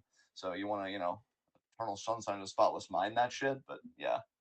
So yeah, Westworld for me, I guess, is the big one because I know my family kind of gave me shit for that for a while. It's like you wrote about it, but you didn't want. Yeah, okay, I did. Suck it. Do it again. Final question of the entire Q&A. We did it. We did it, y'all. What would a TWitWoW video game be like? I mean, if I'm answering it sincerely, I can't see how it would be that different from like your video game dev type games or your roller coaster tycoon games. Like I could see it where your programming engine maybe it would be a mixture of that and Sims because you would control the Ashton and John avatars and how their days are going. And like the goal was to always do the commentary on time. And so like, oh, but John stayed up too late last night. Or Ash and his mom, there's a long line at the grocery store or the food that they were gonna get. So like you hit real life situations like that. But then on the video game dev side, because I actually owned that game for a little bit and then I returned it when I realized I sucked at it. Game Dev It's Tycoon? like yeah, video game tycoon. Yeah, it's like where you program the content. So it's both a keeping the avatars like healthy enough and robust enough to do the commentaries because then like if you're doing a live reaction feature, maybe it wears out their stamina if they're watching a show like OTT or PWG or like not PWG Progress or something like that, and it's like oh god, when's it gonna end? And it wears out their stamina. But mostly, if you want to just make it really basic and streamline it, you just select categories. What are they doing? Reaction, whatever. What are they doing it to? Blah, blah, blah. You select it and then you simulate it and you see how much fan feedback they get. So it'd be a combination to me of Sims and Video Game Tycoon. So, we approach this in very different ways. You're saying my answer sucks? No, I'm just kidding. I'm not trying to be. Because you saw it as what would a video game based on TwitWoW look like? Yeah. I saw it as if TwitWoW were to make a video game, what would it look like? Okay.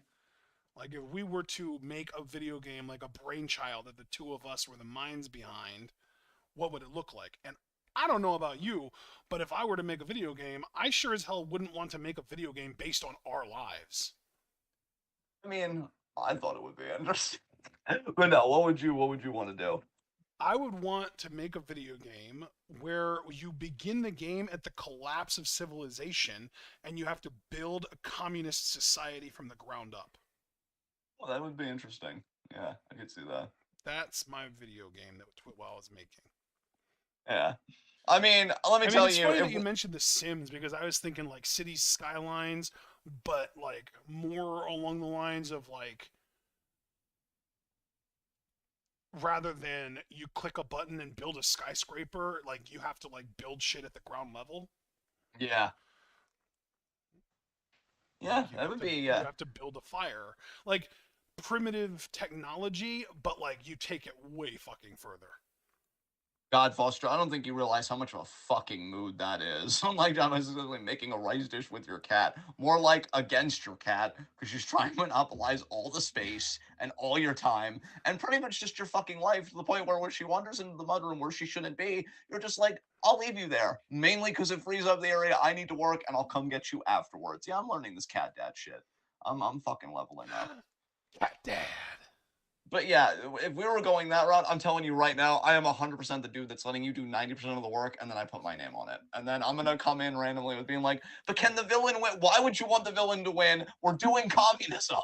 But it would be so But the different. No. villain would be capitalism, so wouldn't that just you be wanting you to make capitalism win it? Look, one thing that I love about media is it allows me to be richly unethical and then divorce that from real world where I try and be as ethical as I can be.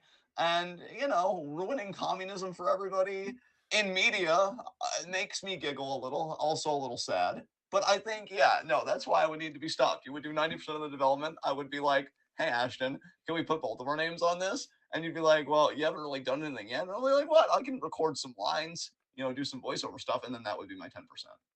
And, it'd be great. That would Yeah. be amazing, but also I wouldn't actually be the one that makes the game. It would be you and I consulting a video game making company. Well, yeah, because we want to maximize the potential of this game. I see. This is like our vehicle to, mass convert people to communism. Yeah, exactly. And maybe having capitalism win in the end would be the exact tool to piss people off enough to get them to actually want communism in real life. Yes, I'm in. Because capitalism wins in the end, and then you realize how much worse things are. Yeah, yeah. Well, there you go, guys. You've got Asher with a grand project to mass convert people to communism with a really intensive type game. And me, I took the question way literally, and I'm like, okay, well, here's the video game adaptation of TWitWoW. Video game tycoon meets Sims. So have at it. But I like that we approached it in two different ways. That's the beautiful thing about Q&A. It works. All right. Do you have anything Face else you want to works. say? Yeah. Oh, wow. Okay. Your face works too. How about that? Oh, Anything else you want to thanks. say? No. Okay. God. How dare you even ask? Wow, I'm not super blue, okay? As if I'm gonna hold back in a Q&A. Come on, man. Get it together. Wow, okay. Yeah, that goes double for you, Super Blue. If I'm getting this shit, you're getting it twice as hard. We haven't forgotten about you. 15 questions. Is this the Yoshihashi show? What the fuck do you think? Look at it. Look at the title of the video. What does it say? Yeah, that's what I thought. Sit the hell down. Anyway. Anyway. That was Q&A. This is the first time we've done a Q&A in a long time where I am genuinely exhausted. I cannot wait to just sit down and eat and just replenish my energy and then do games with this lovable son of a bitch over here. So thank you all. Of course you fucking obviously. No, you're putrid. Thanks. God. You don't have to Yeah. go and take it back and ruin it. Go.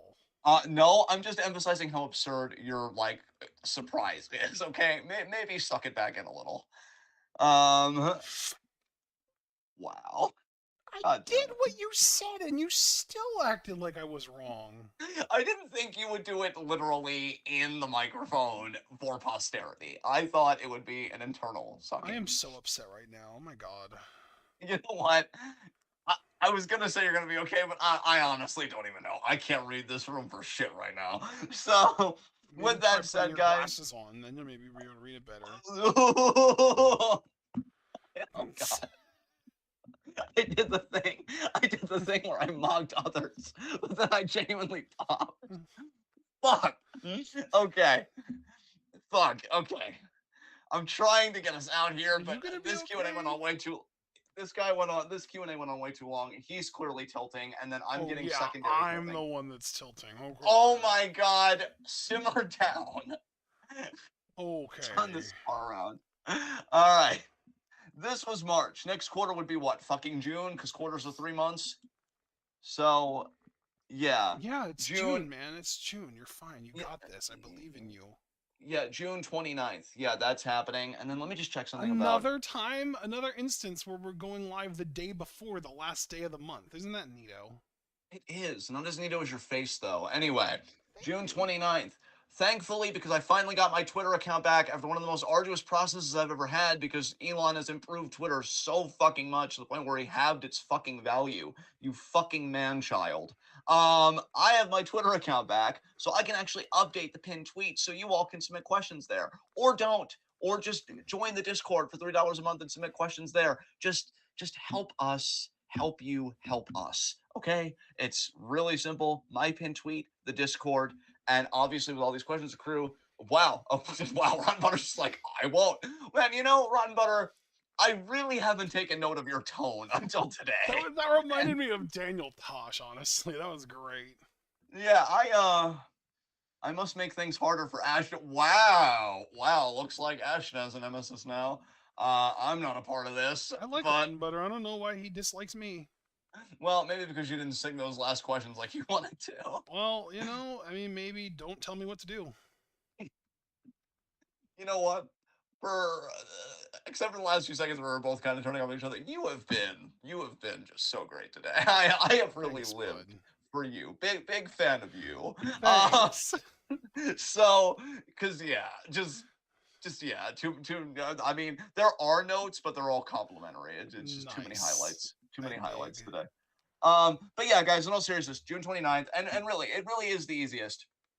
It really is the easiest to do Twitter and Discord, but we do YouTube videos as well. I know that's usually where I think Rotten Butter gets his questions and stuff like that, and that's all fine. I'm just letting you guys know. I think simplest ways are pin tweet and Discord. Beyond that, though, guys, leave a like as you file out, subscribe, click the bell icon for notifications so you don't miss any of that TWitWoW goodness. Check out everything we're involved in the description box. Follow us on Twitter and Twitch because we are the best wrestling podcast in all the IWC. And guys, tomorrow, I mean, it's all gonna start popping the fuck off tomorrow because at 4 p.m. Ash and I had a bit of a sidebar. We called an audible again, and we're moving it back to 4. New Blood Premium, as in not your usual New Blood, because it's premium at 4 p.m. Stardom got it up on Stardom World, so we're gonna react to that. But then at 11:30, it's what you've all been waiting for. It's WrestleMania 39 preview and predictions. I can't believe next year is going to be WrestleMania 40. I mean, if that doesn't pop the fuck next off, year's WrestleMania is going to pop the fuck off, and it's going to be in Philly. I might actually go to that shit. Dude, I would. Even if you feel sour on the WWE product, I feel like, because I know Angel went to a WrestleMania a few years ago, and I know, like, even then he wasn't, like, the biggest WWE fan. Bro. I just think for the spectacle and the experience, and to say that you did. Can we also just establish that WrestleManias that are divisible by 10 are the best WrestleManias? 20 and 30, hello? That's why I'm fucking hyped, dude. I'm like, oh my god, 40 is next. What the fuck? But yeah. So preview predictions for WrestleMania 39, as in not 40, as in not neatly divisible because it's a mark. Yeah, that's tomorrow at 11:30. And in the meantime, 19 was pretty good at least, but 29, if I remember correctly, was ass. Yeah. Oh my dude.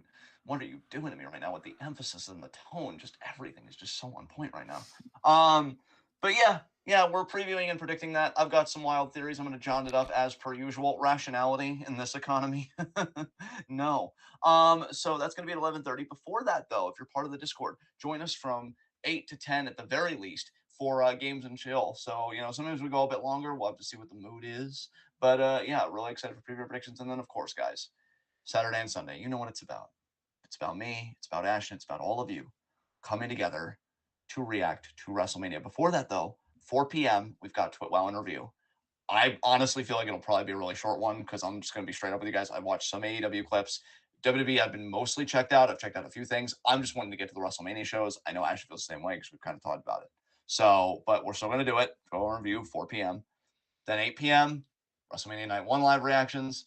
And then night 2, WrestleMania night 2, live reactions 8 p.m. Sunday. And from the sound of it, from your hype, and even just from my hype, because like I'm not hating on it by any means, and I'm definitely down to play ball. It really seems like the only match we're going to actively skip is the main event. So I don't really think this is going to be like a select match live reactions. From what it sounds like to me, it just seems like, yeah, we'll do night 1, and then night 2, we're going to do the entire card except for Cody Roman, because fuck Cody Rhodes.